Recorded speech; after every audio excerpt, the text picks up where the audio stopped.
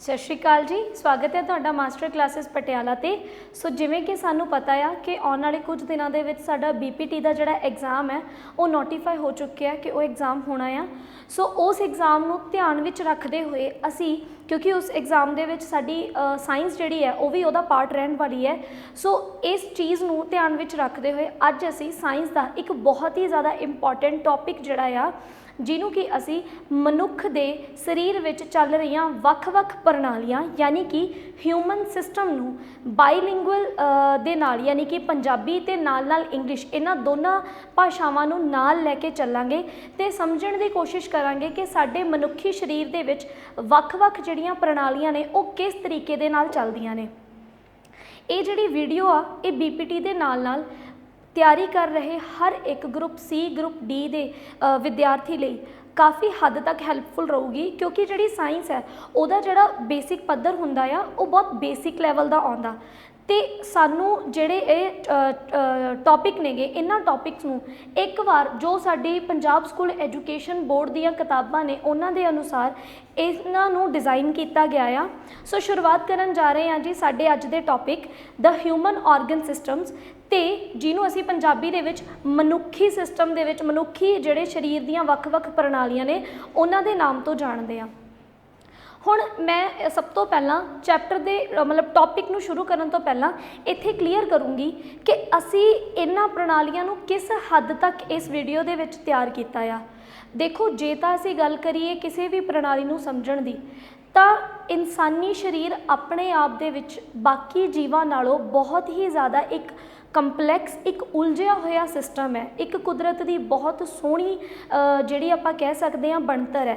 तो ये जे तुसी एक एक सिस्टम नूं अलग तो समझना है तो डैप्थ तो लैके मतलब कल्ली एक छोटी जी डेफिनेशन तो लैके साडे कोल ये जिहड़ा सिस्टम है ये बहुत फैले हुए सिस्टम ने। कल्ली कल्ली जिहड़ी प्रणाली है वो बहुत ज़्यादा जे विस्तार दे विच पढ़नी होवे तां फिर सानूं उहदे वास्ते कल्ली कल्ली प्रणाली जिहड़ी आ वो अलग तो वेखनी पऊगी। इस एक वीडियो के माध्यम राही मैं जिहड़ियां साडे शरीर विच चल रही वख-वख प्रणालियां ने वख-वख सिस्टम ने उन्हां नूं समझाउण दी कोशिश कीती है। सो इहदे विच मेरा जिहड़ा मेन मोटिव रहूगा वो ये रहूगा कि मैं तुहानूं हर एक चीज़ की डेफिनेशन जिन्हों असी इंट्रोडक्शन कह दांगे उहदे नाल जाणू करवा देवां।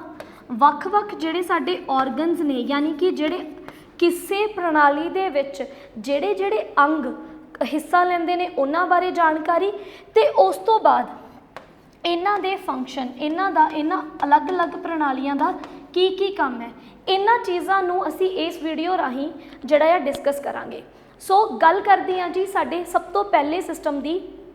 तां देखो मैं किसी भी सिस्टम नूं समझाउण तो पहलां शुरुआत करूँगी कि कोई भी जिहड़ा जीव है मतलब मनुख जिहड़ा एक जीव है वो किस तरीके नाल बनिया। सानूं पता है कि साडी जिहड़ी शुरुआत है वो एक कोशिका जानी कि एक सैल तो हुंदी है तो जो बहुत सारे सैल मिल जाते हैं वो सैल एक मास लाइक स्ट्रक्चर फॉर्म करते हैं जिन्हों कि असी टिशू के नाम तो जानते हैं।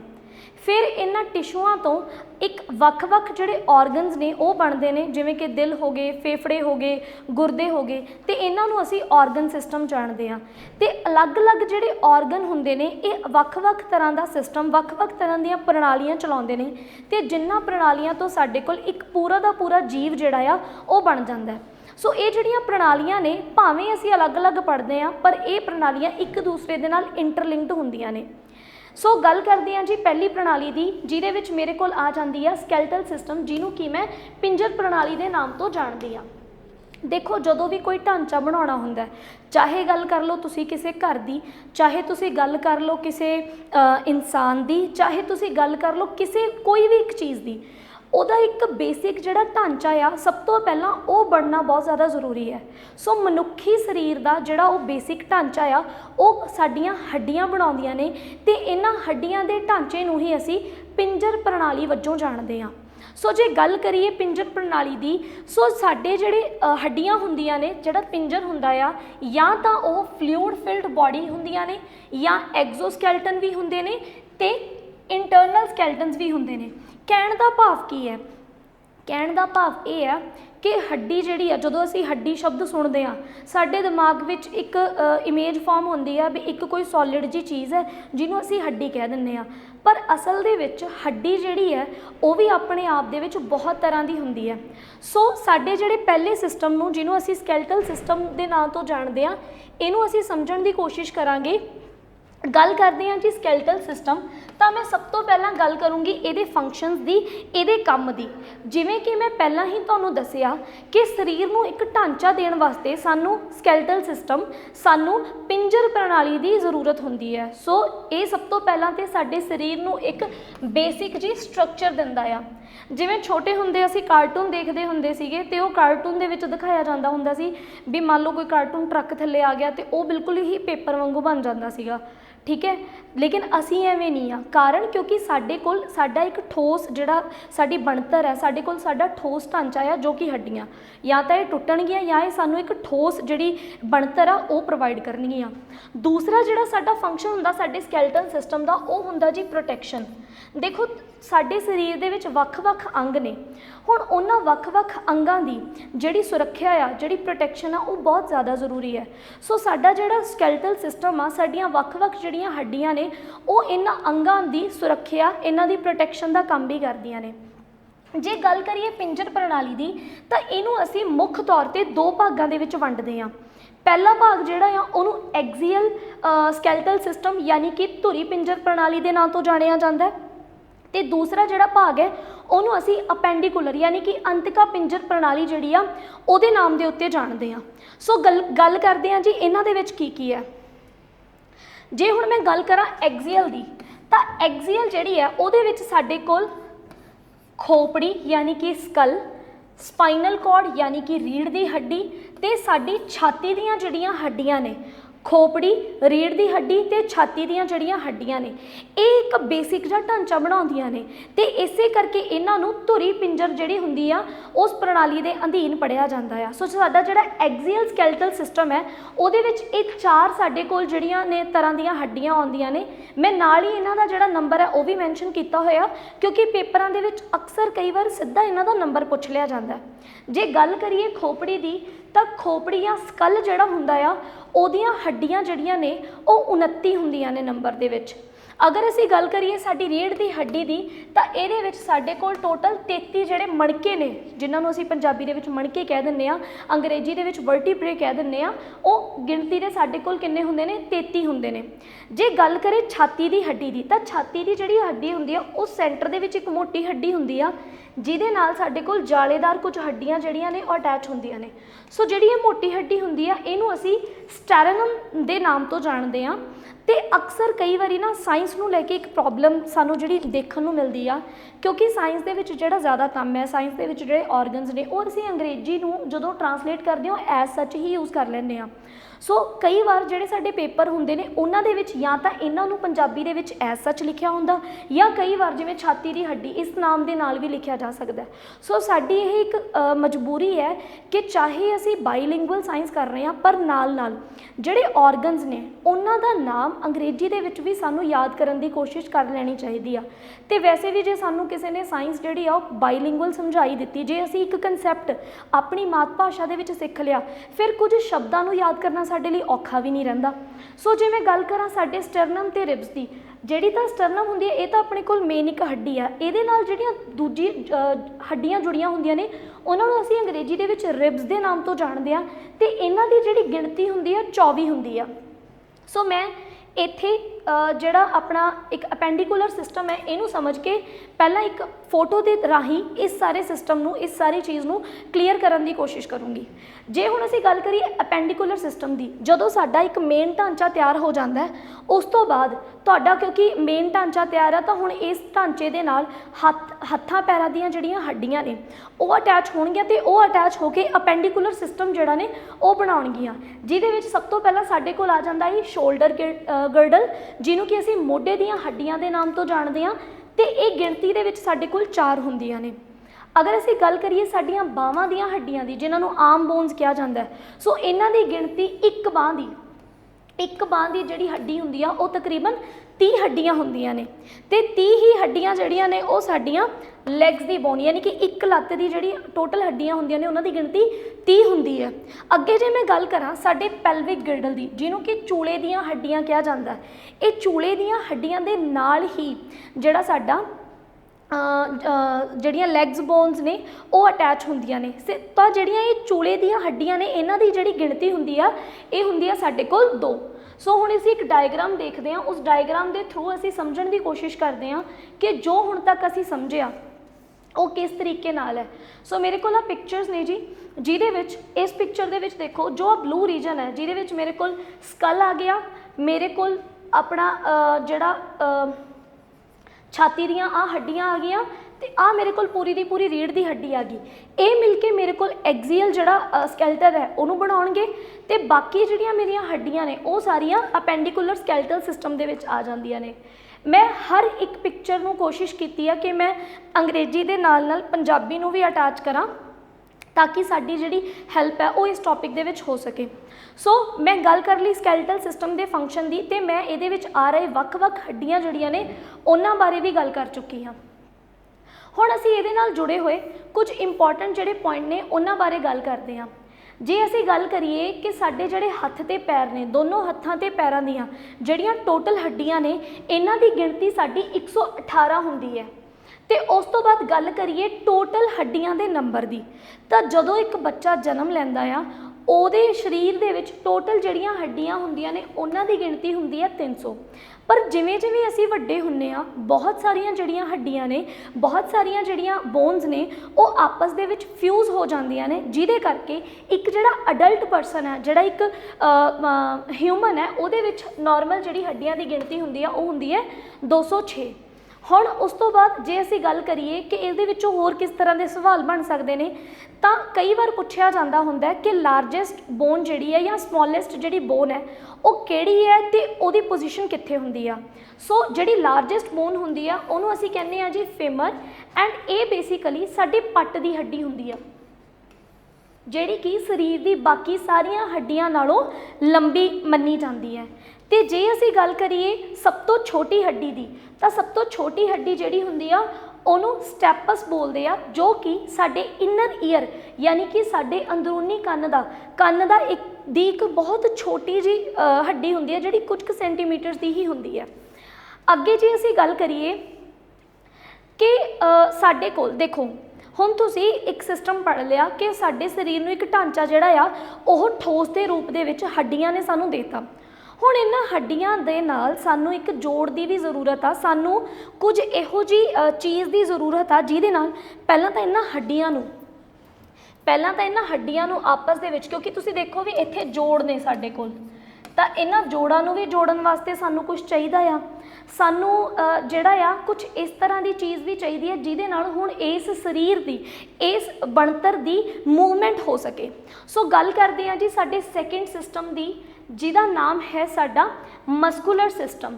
सो मस्कुलर सिस्टम तो पहला क्योंकि मैं गल कीती सी कि जिथे साडे कोल हड्डियां दो हड्डियां जुड़दियां ने, जिवें मैं तुहानूं कहा कि मेरे जिहड़ी कूणी है कूणी रीजन मेरे कोल अपने आप दे विच की है एक जोड़ है। सो हड्डियां जदों दो जिथे दो हड्डियां जुड़दियां ने उहनूं असीं एक जोड़ कहने आ। ते जोड़ जिहड़े हुंदे ने ये भी साडे कोल 3 तरह के हुंदे नेगे। एक जोड़ हुंदे ने जिहड़े जिन्हां दे विच जिहड़ी मूवमेंट है वो सुतंत्र तौर पर हो सकती है, जिवें कि असीं अपने हत्थां पैरां नूं आराम नाल मूव कर सकते हैं। सो इन्हां दे जिहड़े जोड़ हुंदे ने इन्हां नूं डायथ्रोडियल के नाम से जानिया जाता। एंड इहदी जे मैं एग्जाम्पल की गल करां तां साडे हत्थ पैर दीयां जिहड़ियां जिहड़े जोड़ ने या साडे जिहड़ा मोढे दा जोड़ हुंदा आ वो अपने आप दे विच सुतंत्र तौर के उत्ते मूवमेंट कर सकदा है। दूसरी जिहड़ी साडे कोल टाइप आउंदी है जिन्हों असीं कहने आ एम्फीथ्रोडियल टाइप, जोड़ की जिहड़ी अगली टाइप है। इहदे विच की हुंदा है कि जिवें इहदी मूवमेंट तां हर बड़े आराम नाल हर दिशा दे विच कीती जा सकदी है, पर इन्हां जोड़ां की जिहड़ी मूवमेंट हुंदी है एक कंपैरेटिवली घट हुंदी है। जिवें साडी रीढ़ की हड्डी जिहड़े साडे मणके हुंदे उन्हां दी मूवमेंट, हुण ये थोड़ी ना है कि मैं अपनी रीढ़ की हड्डी नूं जिहड़ा आ 360 डिग्री के एंगल ते घुमा लूँगी। इहदी मूवमेंट एक लिमिट तक ही आ, क्योंकि जिहड़े साडे मणके हुंदे ने ना ਉਹ ਇਸ ਤਰੀਕੇ ਨਾਲ ਅਟੈਚ ਹੈ। ਸੋ ਇਹਨਾਂ ਦੀ ਜਿਹੜੀ ਮੂਵਮੈਂਟ ਉਹ ਬੜੀ ਲਿਮਿਟਡ ਜੀ ਹੁੰਦੀ ਆ। ਸੋ ਇਸ ਤਰੀਕੇ ਦੇ ਨਾਲ ਸਾਡੇ ਕੋਲ ਜੋੜ ਦੀ ਦੂਸਰੀ ਟਾਈਪ ਆ ਜਾਂਦੀ ਆ। ਅੱਗੇ ਅਸੀਂ ਗੱਲ ਕਰੀਏ ਕਿ ਕੁਝ ਅਜਿਹੇ ਜੋੜ ਵੀ ਹੁੰਦੇ ਨੇ ਜਿਨ੍ਹਾਂ ਦੇ ਵਿੱਚ ਬਿਲਕੁਲ ਵੀ ਮੂਵਮੈਂਟ ਨਹੀਂ ਹੁੰਦੀ। ਇਹਦੀ ਜਿਉਂਦੀ ਜਾਗਦੀ ਜਿਹੜੀ ਐਗਜ਼ਾਮਪਲ ਆ ਉਹ ਹੁੰਦੀ ਆ ਸਾਡੇ ਜਿਹੜਾ ਸਕਲ, ਸਾਡੀ ਖੋਪੜੀ ਦਾ ਉੱਪਰਲਾ ਜਿਹੜਾ ਜਬਾੜਾ ਆ ਉਹ ਵਾਲਾ ਬਿਲਕੁਲ ਵੀ ਜਿਹੜਾ ਆ ਹਿੱਲ ਨਹੀਂ ਸਕਦਾ। ਸੋ ਉੱਪਰਲਾ ਜਿਹੜਾ ਜਬਾੜਾ ਹੁੰਦਾ ਆ ਉਹਨੂੰ ਅਚਲ ਜੋੜ ਜਾਂ ਫਿਰ ਸਿਨੈਥਰੋਇਡਲ ਨਾਮ ਤੇ ਅਸੀਂ ਇਸ ਜੋੜ ਨੂੰ ਜਾਣਦੇ ਹਾਂ। ਅੱਗੇ ਅਸੀਂ ਹੁਣ ਗੱਲ ਕਰਦੇ ਹਾਂ ਜੀ ਸਾਡੇ ਮਸਕੂਲਰ ਸਿਸਟਮ ਦੀ, ਸਾਡੇ ਮਾਸਪੇਸ਼ੀ ਪ੍ਰਣਾਲੀ ਦੀ, ਜਿਹਦੀ ਜ਼ਰੂਰਤ ਸਾਨੂੰ ਇਸ ਕਰਕੇ ਹੈ ਕਿਉਂਕਿ ਹੁਣ ਹੱਡੀਆਂ ਦਾ ਜਿਹੜਾ ਢਾਂਚਾ ਆ ਉਹਨੂੰ ਅਸੀਂ ਉਹਨੂੰ ਹਿਲਾਉਣਾ ਚਾਹੁੰਦੇ ਹਾਂ ਔਰ ਉਹਨੂੰ ਆਪਸ ਦੇ ਵਿੱਚ ਕਨੈਕਟ ਕਰਨਾ ਚਾਹੁੰਦੇ ਹਾਂ। ਸੋ ਮਾਸਪੇਸ਼ੀਆਂ ਜਿਹੜਾ ਸਾਡਾ ਮਸਕੂਲਰ ਸਿਸਟਮ ਹੈ, ਜੇ ਮੈਂ ਗੱਲ ਕਰਾਂ ਇਹਦੇ ਫੰਕਸ਼ਨ ਦੀ ਤਾਂ ਇਹਦਾ ਫੰਕਸ਼ਨ ਤਾਂ ਮੈਂ ਗੱਲਾਂ ਦੇ ਵਿੱਚ ਪਹਿਲਾਂ ਹੀ ਦੱਸ ਚੁੱਕੀ ਹਾਂ ਕਿ ਸਰੀਰ ਨੂੰ ਮੂਵਮੈਂਟ ਪ੍ਰੋਵਾਈਡ ਕਰਨਾ ਜਿਹੜਾ ਆ ਇਹਦਾ ਸਭ ਤੋਂ ਜ਼ਿਆਦਾ ਜ਼ਰੂਰੀ ਕੰਮ ਹੋ ਜਾਂਦਾ ਆ। ਹੁਣ ਜੇ ਮਾਸਪੇਸ਼ੀਆਂ ਦੀ ਗੱਲ ਕਰੀਏ ਤਾਂ ਸਾਨੂੰ ਮਾਸਪੇਸ਼ੀਆਂ ਦੇ ਕਰੈਕਟਰਿਸਟਿਕ ਫੀਚਰਸ ਜਿਹੜੇ ਨੇ ਉਹ ਵੀ ਪਤਾ ਹੋਣੇ ਚਾਹੀਦੇ ਨੇ। ਪਹਿਲੀ ਗੱਲ, ਮਾਸਪੇਸ਼ੀਆਂ ਆਪਣੇ ਆਪ ਦੇ ਵਿੱਚ ਕੀ ਨੇ? ਤਾਂ ਜਦੋਂ ਅਸੀਂ ਗੱਲ ਕਰਦੇ ਹਾਂ ਕੋਸ਼ਿਕਾ ਨੂੰ ਸਮਝਣ ਦੀ, ਜਦੋਂ ਅਸੀਂ ਇੱਕ ਸੈੱਲ ਨੂੰ ਸਮਝਦੇ ਹਾਂ ਤੇ ਅਸੀਂ ਡਿਫਰੈਂਟ ਆਰਗੇਨਾਈਜੇਸ਼ਨ ਦੇ ਸਿਸਟਮਸ ਨੂੰ ਸਮਝਦੇ ਹਾਂ ਤਾਂ ਉਹਦੇ ਵਿੱਚ ਅਸੀਂ ਗੱਲ ਕਰਦੇ ਹਾਂ ਕਿ ਬਹੁਤ ਸਾਰੇ ਜਿਹੜੇ ਸੈੱਲ ਹੁੰਦੇ ਨੇ ਇਹ ਜੁੜ ਕੇ ਟਿਸ਼ੂ ਬਣਾਉਂਦੇ ਨੇ ਤੇ ਇਹੀ ਇੱਕ ਟਿਸ਼ੂ ਦੀ ਜਿਹੜੀ ਐਗਜ਼ਾਮਪਲ ਆ ਉਹ ਹੁੰਦੀਆਂ ਨੇ ਸਾਡੀਆਂ ਮਾਸਪੇਸ਼ੀਆਂ। ਕਈ ਵਾਰ ਤੇ ਸਾਨੂੰ ਇਹੀ ਨਹੀਂ ਪਤਾ ਹੁੰਦਾ ਵੀ ਮਾਸਪੇਸ਼ੀਆਂ ਕੀ ਨੇ, ਕੀ ਮਾਸਪੇਸ਼ੀਆਂ ਨੂੰ ਕੋਈ ਅੰਗ ਕਹਿਣਾ ਚਾਹੀਦਾ, ਕੀ ਮਾਸਪੇਸ਼ੀਆਂ ਨੂੰ ਹੱਡੀ ਕਹਿ ਦੇਣਾ ਚਾਹੀਦਾ। ਸੋ ਇੱਥੋਂ ਸਾਨੂੰ ਇੱਕ ਚੀਜ਼ ਪਤਾ ਲੱਗਦੀ ਹੈ ਕਿ ਮਾਸਪੇਸ਼ੀ ਜੋ ਹੁੰਦੀ ਆ ਉਹ ਬੇਸਿਕਲੀ ਇੱਕ ਟਿਸ਼ੂ ਦੀ ਹੀ ਟਾਈਪ ਹੈ, ਇੱਕ ਟਿਸ਼ੂ ਹੈ ਮਾਸਪੇਸ਼ੀ। ਸੋ ਹੁਣ ਜਿਹੜਾ ਮਾਸਪੇਸ਼ੀ ਪ੍ਰਣਾਲੀ ਆ ਇਹਦੀ ਜ਼ਰੂਰਤ ਕਿਉਂ ਹੈ ਇਹ ਤਾਂ ਮੈਨੂੰ ਪਤਾ ਲੱਗ ਗਿਆ, ਠੀਕ ਹੈ। ਹੁਣ ਮੈਨੂੰ ਮਾਸਪੇਸ਼ੀਆਂ ਜਿਹੜੀਆਂ ਹੁੰਦੀਆਂ ਨੇ ਇਹਨਾਂ ਦੇ ਕਰੈਕਟਰਿਸਟਿਕ ਫੀਚਰ ਜਿਹੜੇ ਨੇ ਇਹ ਵੀ ਪਤਾ ਹੋਣੇ ਚਾਹੀਦੇ ਨੇ। ਪਹਿਲਾ ਕਰੈਕਟਰਿਸਟਿਕ ਫੀਚਰ ਇਹ ਆ ਕਿ ਜਿਹੜੀਆਂ ਮਾਸਪੇਸ਼ੀਆਂ ਨੇ ਉਹ ਬੜੀਆਂ ਇਲਾਸਟਿਕ ਇਨ ਨੇਚਰ ਹੁੰਦੀਆਂ ਨੇ। ਜਿਵੇਂ ਇੱਕ ਰਬਰ ਬੈਂਡ ਹੁੰਦਾ ਨਾ, ਜਿਹਨੂੰ ਅਸੀਂ ਖਿੱਚ ਦਿੰਦੇ ਹਾਂ ਉਹ ਦੁਬਾਰਾ ਆਪਣੀ ਪੋਜੀਸ਼ਨ 'ਤੇ ਵੀ ਚਲਾ ਜਾਂਦਾ ਪਰ ਖਿੱਚਣ ਤੋਂ ਟੁੱਟਦਾ ਨਹੀਂ। ਸੋ ਮਾਸਪੇਸ਼ੀਆਂ ਵੀ ਇਸੇ ਤਰੀਕੇ ਦੇ ਨਾਲ ਮੂਵਮੈਂਟ ਕਰ ਸਕਦੀਆਂ ਨੇ। ਇਸੇ ਨਾਲ ਤਾਂ ਹੀ ਤਾਂ ਸਾਡੀ ਜਿਹੜੀ ਮੂਵਮੈਂਟ ਹੈ ਬੜੇ ਆਰਾਮ ਨਾਲ ਐਫਰਟਲੈਸਲੀ ਹੋ ਜਾਂਦੀ ਹੈ। ਦੂਸਰਾ ਜਿਹੜਾ ਬੜਾ ਇੰਪੋਰਟੈਂਟ ਜਿਹੜਾ ਕਰੈਕਟਰਿਸਟਿਕ ਫੀਚਰ ਹੈ ਮਾਸਪੇਸ਼ੀਆਂ ਦਾ, ਮਸਲਸ ਦਾ, ਉਹ ਇਹ ਹੈ ਵੀ ਇਹ ਆਪਣੇ ਆਪ ਨੂੰ ਅਡੈਪਟ ਕਰ ਸਕਦੀਆਂ ਨੇ। ਇੱਥੋਂ ਮੇਰਾ ਕੀ ਮਤਲਬ ਹੈ, ਤੁਸੀਂ ਦੇਖੋ ਕਿ ਜਦੋਂ ਕੋਈ ਪਰਸਨ ਫਿਜ਼ੀਕਲ ਐਕਟੀਵਿਟੀਜ਼ ਕਰਦਾ, ਯਾਨੀ ਕਿ ਅਗਰ ਕੋਈ ਜਿਮ ਲਾ ਰਿਹਾ ਆ ਜਾਂ ਕੋਈ ਗੇਮਸ ਕਰਦਾ ਆ ਤਾਂ ਉਸ ਟਾਈਮ ਦੇ ਦੌਰਾਨ ਉਹਦੇ ਜਿਹੜੇ ਮਸਲਸ ਨੇ ਉਹ ਬਹੁਤ ਵਧੀਆ ਡਿਵੈਲਪ ਹੋ ਜਾਂਦੇ ਨੇ। ਹੁਣ ਤੁਸੀਂ ਸੋਚ ਕੇ ਦੇਖੋ ਵੀ ਅਗਰ ਕੋਈ ਬੰਦਾ 2 ਤੋਂ 3 ਸਾਲ ਦੇ ਵਿੱਚ ਆਪਣਾ ਜਿਹੜਾ ਸਰੀਰ ਆ ਉਹਦੇ 'ਤੇ ਚੰਗਾ ਕੰਮ ਕਰਕੇ ਸਰੀਰ ਦੇ ਮਸਲਸ ਨੂੰ ਬਹੁਤ ਵਧੀਆ ਗਰੋ ਕਰ ਲੇ ਅਤੇ ਬਹੁਤ ਵਧੀਆ ਆਪਣੇ ਸਰੀਰ ਨੂੰ ਬਣਾ ਲੇ ਅਤੇ ਉਸ ਤੋਂ ਬਾਅਦ ਉਹ ਆਪਣੀ ਫਿਜ਼ੀਕਲ ਐਕਟੀਵਿਟੀ ਨੂੰ ਬਿਲਕੁਲ ਹੀ ਛੱਡ ਦੇ, ਸਰੀਰ ਦਾ ਧਿਆਨ ਕਰਨਾ ਬਿਲਕੁਲ ਹੀ ਛੱਡ ਦੇ। ਤੁਸੀਂ ਆਪ ਸੋਚ ਕੇ ਦੇਖੋ ਵੀ ਜਿਹੜਾ ਇੱਕ ਪਹਿਲਵਾਨ ਹੈ ਜਿਹਨੇ 2-3 ਸਾਲ ਮਿਹਨਤ ਕਰਕੇ ਆਪਣੇ ਉਸ ਸਰੀਰ ਨੂੰ ਬਣਾਇਆ, ਕਿ ਉਸ ਤੋਂ ਬਾਅਦ ਅਗਰ ਉਹ ਕਿਸੇ ਕਾਰਨ ਕਰਕੇ ਪੂਰੀ ਤਰ੍ਹਾਂ ਆਪਣੇ ਸਰੀਰ ਦੇ ਉੱਤੇ ਕੰਮ ਕਰਨਾ ਛੱਡ ਦੇ ਤਾਂ ਕੀ ਉਹਦੇ ਸਰੀਰ ਦੇ ਜਿਹੜੇ ਉਹ ਮਸਲਸ ਨੇ, ਕੀ ਉਹਦੇ ਸਰੀਰ ਦੀਆਂ ਉਹ ਮਾਸਪੇਸ਼ੀਆਂ ਨੇ ਉਹ ਉਸੇ ਰੂਪ 'ਚ ਰਹਿਣਗੀਆਂ? ਕੀ ਉਹ ਹਮੇਸ਼ਾ ਇੱਕ ਬਾਡੀ ਬਿਲਡਰ ਦੀ ਲੁੱਕ 'ਚ ਰਹੂਗਾ? ਸੋ ਇਹਦਾ ਜਵਾਬ ਹੈ ਜੀ ਨਹੀਂ, ਕਿਉਂਕਿ ਮਾਸਪੇਸ਼ੀਆਂ ਜਿਹੜੀਆਂ ਨੇ ਜਦੋਂ ਉਹਨਾਂ ਮਾਸਪੇਸ਼ੀਆਂ 'ਤੇ ਕੰਮ ਹੁੰਦਾ ਉਦੋਂ ਹੌਲੀ ਇਹ ਮਾਸਪੇਸ਼ੀਆਂ ਦੇ ਵਿੱਚ ਜਿਹੜੇ ਚੇਂਜਸ ਆਉਂਦੇ ਨੇ, ਲੇਕਿਨ ਜਦੋਂ ਇਹਨਾਂ 'ਤੇ ਕੰਮ ਹੋਣਾ ਬੰਦ ਹੋ ਜਾਂਦਾ ਇਹ ਦੁਬਾਰਾ ਆਪਣੇ ਓਰੀਜਨਲ ਫਾਰਮ ਦੇ ਵਿੱਚ ਆ ਜਾਂਦੀਆਂ ਨੇ।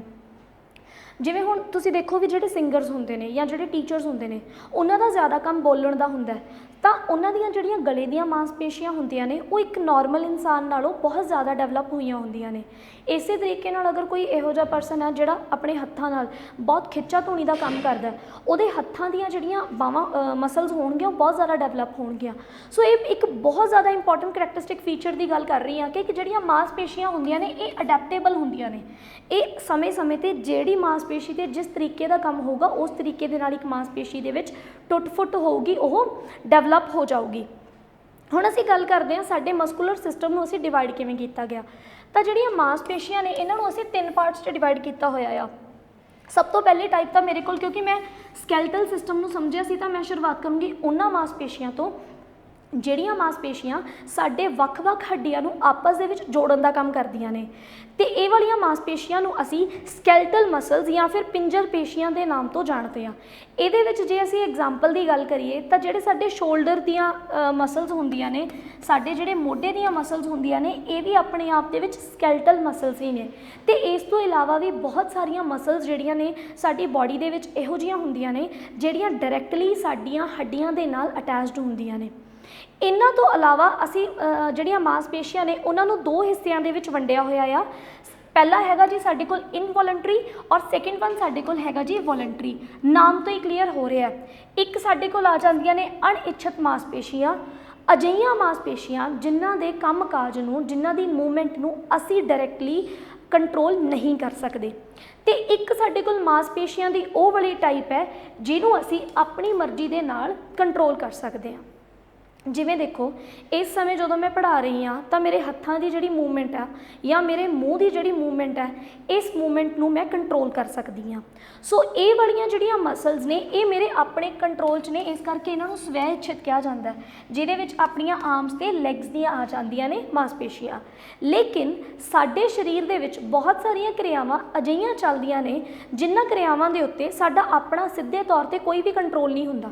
ਜਿਵੇਂ ਕਿ ਜਦੋਂ ਕਿਸੇ ਪਰਸਨ ਦੇ ਦਿਲ ਦੀ ਧੜਕਣ ਚੱਲ ਰਹੀ ਹੈ ਜਾਂ ਜਦੋਂ ਕੋਈ ਇਨਸਾਨ ਸਾਹ ਲੈ ਰਿਹਾ ਤਾਂ ਉਸ ਸਮੇਂ ਛਾਤੀ ਦੀਆਂ ਜਿਹੜੀਆਂ ਮਾਸਪੇਸ਼ੀਆਂ ਨੇ ਉਹਨਾਂ ਦਾ ਫੁੱਲਣਾ ਜਾਂ ਉਹਨਾਂ ਦਾ ਘਟਣਾ, ਦਿਲ ਦੀਆਂ ਜਿਹੜੀਆਂ ਮਾਸਪੇਸ਼ੀਆਂ ਨੇ ਉਹਨਾਂ ਦਾ ਮੂਵਮੈਂਟ ਜਿਹੜੀ ਆ ਉਹ ਆਪਣੇ ਕੰਟਰੋਲ ਤੋਂ ਬਾਹਰ ਹੁੰਦੀ ਆ।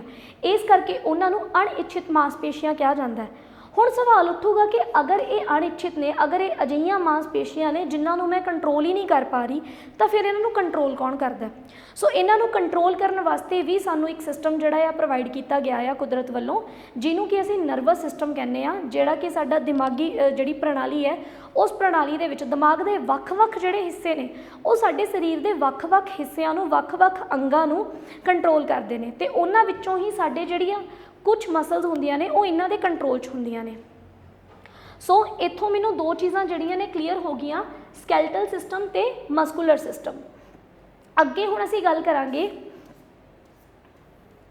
ਸਾਡੇ ਤੀਸਰੇ ਸਿਸਟਮ ਦੀ, ਜਿਹਦੇ ਬਾਰੇ ਮੈਂ ਹੁਣੀ ਗੱਲ ਕਰਕੇ ਹਟੀ ਹਾਂ, ਸਾਡੀ ਦਿਮਾਗੀ ਪ੍ਰਣਾਲੀ।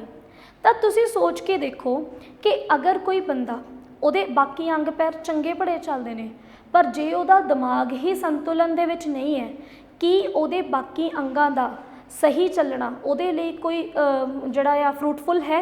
ਕੀ ਉਹਦੇ ਲਈ ਉਹਦਾ ਕੋਈ ਯੂਜੇਜ ਹੈ? ਬਿਲਕੁਲ ਵੀ ਨਹੀਂ। ਸੋ ਨਰਵਸ ਸਿਸਟਮ ਆਪਣੇ ਆਪ ਦੇ ਵਿੱਚ ਸਭ ਤੋਂ ਜ਼ਿਆਦਾ ਕੰਪਲੈਕਸ, ਸਭ ਤੋਂ ਜ਼ਿਆਦਾ ਇੰਪੋਰਟੈਂਟ ਜਿਹੜਾ ਸਿਸਟਮ ਆ ਜਾਂਦਾ ਆ, ਕਿਉਂਕਿ ਸਾਡਾ ਜਿਹੜਾ ਦਿਮਾਗ ਹੈ ਇਹ ਇੱਕ ਮਾਸਟਰ ਮਾਈਂਡ ਹੈ ਸਾਡੇ ਸਰੀਰ ਦੇ ਅਲੱਗ-ਅਲੱਗ ਕਿਰਿਆਵਾਂ ਨੂੰ ਕੰਟਰੋਲ ਕਰਨ ਦੇ ਲਈ। ਜੇ ਇਸੇ ਸਿਸਟਮ ਦੇ ਵਿੱਚ ਗੜਬੜੀ ਆ ਜਾਵੇ ਤਾਂ ਬਾਕੀ ਸਾਰੇ ਦੇ ਸਾਰੇ ਸਿਸਟਮ ਜਿਹੜੇ ਨੇ ਉਹ ਆਪੋ ਆਪ ਦੇ ਵਿੱਚ ਫੇਲ ਨੇ।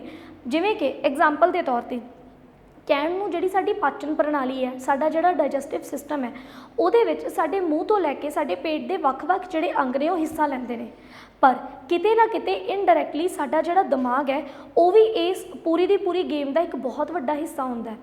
ਜੇ ਤੁਹਾਡੇ ਦਿਮਾਗ ਨੇ ਸਹੀ ਤਰੀਕੇ ਦੇ ਨਾਲ ਇਹੀ ਜਿਹੜਾ ਸਾਡੇ ਪੂਰੇ ਦੇ ਪੂਰੇ ਸਰੀਰ ਨੂੰ ਇਹ ਹਿੰਟ ਹੀ ਨਹੀਂ ਦਿੱਤਾ ਕਿ ਸਹੀ ਟਾਈਮ 'ਤੇ ਕਿਹੜਾ ਐਂਜ਼ਾਈਮ ਰਿਲੀਜ਼ ਕਰਨਾ ਚਾਹੀਦਾ, ਕਿਸ ਤਰੀਕੇ ਦੇ ਨਾਲ ਪਾਚਨ ਕਿਰਿਆ ਸ਼ੁਰੂ ਕਰਨੀ ਚਾਹੀਦੀ ਹੈ, ਜੇ ਸਾਡੇ ਦਿਮਾਗ ਨੇ ਹੀ ਇਹ ਚੀਜ਼ਾਂ ਨਹੀਂ ਕੀਤੀਆਂ ਤਾਂ ਤੁਸੀਂ ਚਾਹੇ ਤੁਹਾਡੇ ਬਾਕੀ ਢਿੱਡ ਦੇ ਜਿੰਨੇ ਵੀ ਅੰਗ ਨੇ ਉਹ ਭਾਵੇਂ ਬਿਲਕੁਲ ਸਹੀ ਹੋਣ, ਪਰ ਜਿਹੜੀ ਡਾਈਜੈਸ਼ਨ ਹੈ, ਜਿਹੜੀ ਪਾਚਨ ਪ੍ਰਣਾਲੀ ਹੈ ਉਹ ਡਿਸਟਰਬ ਹੋ ਜੂਗੀ।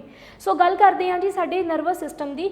ਤਾਂ ਦਿਮਾਗੀ ਪ੍ਰਣਾਲੀ ਜਿਹੜੀ ਹੁੰਦੀ ਆ ਇਹਦੇ ਵਿੱਚ ਜੋ ਵੀ ਤੁਸੀਂ ਤੁਹਾਡੇ ਆਲੇ ਦੁਆਲੇ ਜੋ ਵੀ ਕੁਝ ਹੁੰਦਾ ਆ ਉਹਦੇ ਹਿਸਾਬ ਨਾਲ ਸਰੀਰ ਦੇ ਵਿੱਚ ਬਦਲਾਵ, ਜਾਂ ਫਿਰ ਤੁਸੀਂ ਇਹ ਕਹਿ ਕੇ ਚੱਲੋ ਕਿ ਜਿਹੜੀ ਵੀ ਤੁਹਾਡੇ ਆਲੇ ਦੁਆਲੇ ਕਿਰਿਆਵਾਂ ਹੁੰਦੀਆਂ ਨੇ ਉਹਨਾਂ ਦੀ ਜਿਹੜੀ ਤੁਸੀਂ ਪ੍ਰਤੀਕਿਰਿਆ ਦੇਣੀ ਹੁੰਦੀ ਆ, ਉਹ ਸਾਰਾ ਕੁਝ, ਜਾਂ ਤੁਹਾਡੇ ਜਿਹੜੇ ਮਨ ਦੇ ਭਾਵ ਹੁੰਦੇ ਨੇ, ਜਿਹੜੇ ਸਾਡੇ ਇਮੋਸ਼ਨਸ ਨੇ ਜੋ ਕਿ ਇੱਕ ਇਨਸਾਨ ਨੂੰ ਬਾਕੀ ਜੀਵਾਂ ਨਾਲੋਂ ਅਲੱਗ ਕਰਦੇ ਨੇ, ਉਹ ਵੀ ਬੇਸਿਕਲੀ ਸਾਡੇ ਇਸੇ ਸਿਸਟਮ ਦਾ ਹਿੱਸਾ ਆਉਂਦੇ ਨੇ।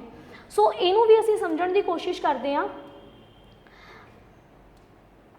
ਹੁਣ ਜਿਹੜਾ ਸਾਡੀ ਦਿਮਾਗ ਪ੍ਰਣਾਲੀ ਹੈ ਇਹਨੂੰ ਸਮਝਣ ਵਾਸਤੇ ਦੇਖੋ ਇਹਦੇ ਫੰਕਸ਼ਨ ਤਾਂ ਅਸੀਂ ਗੱਲ ਕਰ ਹੀ ਲਈ ਕਿ ਇਹਦੇ ਜਿਹੜੇ ਮੇਨ ਫੰਕਸ਼ਨ ਨੇ ਉਹ ਕੰਟਰੋਲ ਐਂਡ ਕੋਆਰਡੀਨੇਸ਼ਨ ਦੇ ਆ। ਪੂਰੇ ਸਰੀਰ ਦੇ ਵਿੱਚ ਵੱਖ-ਵੱਖ ਚੱਲ ਰਹੇ ਕੰਮਾਂ ਨੂੰ ਕੰਟਰੋਲ ਕਰਨ ਦਾ ਜਿਹੜਾ ਕੰਮ ਹੈ ਉਹ ਇਸ ਪ੍ਰਣਾਲੀ ਦੇ ਕੋਲ ਹੈ। ਸੋ ਇਹਨੂੰ ਸਮਝਣ ਵਾਸਤੇ ਅਸੀਂ ਕੀ ਕੀਤਾ ਹੋਇਆ ਕਿ ਸਾਡੀ ਜਿਹੜੀ ਦਿਮਾਗ ਦੀ ਪ੍ਰਣਾਲੀ ਹੈ, ਸਾਡੀ ਜਿਹੜੀ ਕੰਟਰੋਲ ਐਂਡ ਕੋਆਰਡੀਨੇਸ਼ਨ ਹੈ, ਇਹਨੂੰ ਸਮਝਣ ਵਾਸਤੇ ਅਸੀਂ ਦੋ ਹਿੱਸਿਆਂ ਦੇ ਵਿੱਚ ਡਿਵਾਈਡ ਕੀਤਾ ਹੋਇਆ।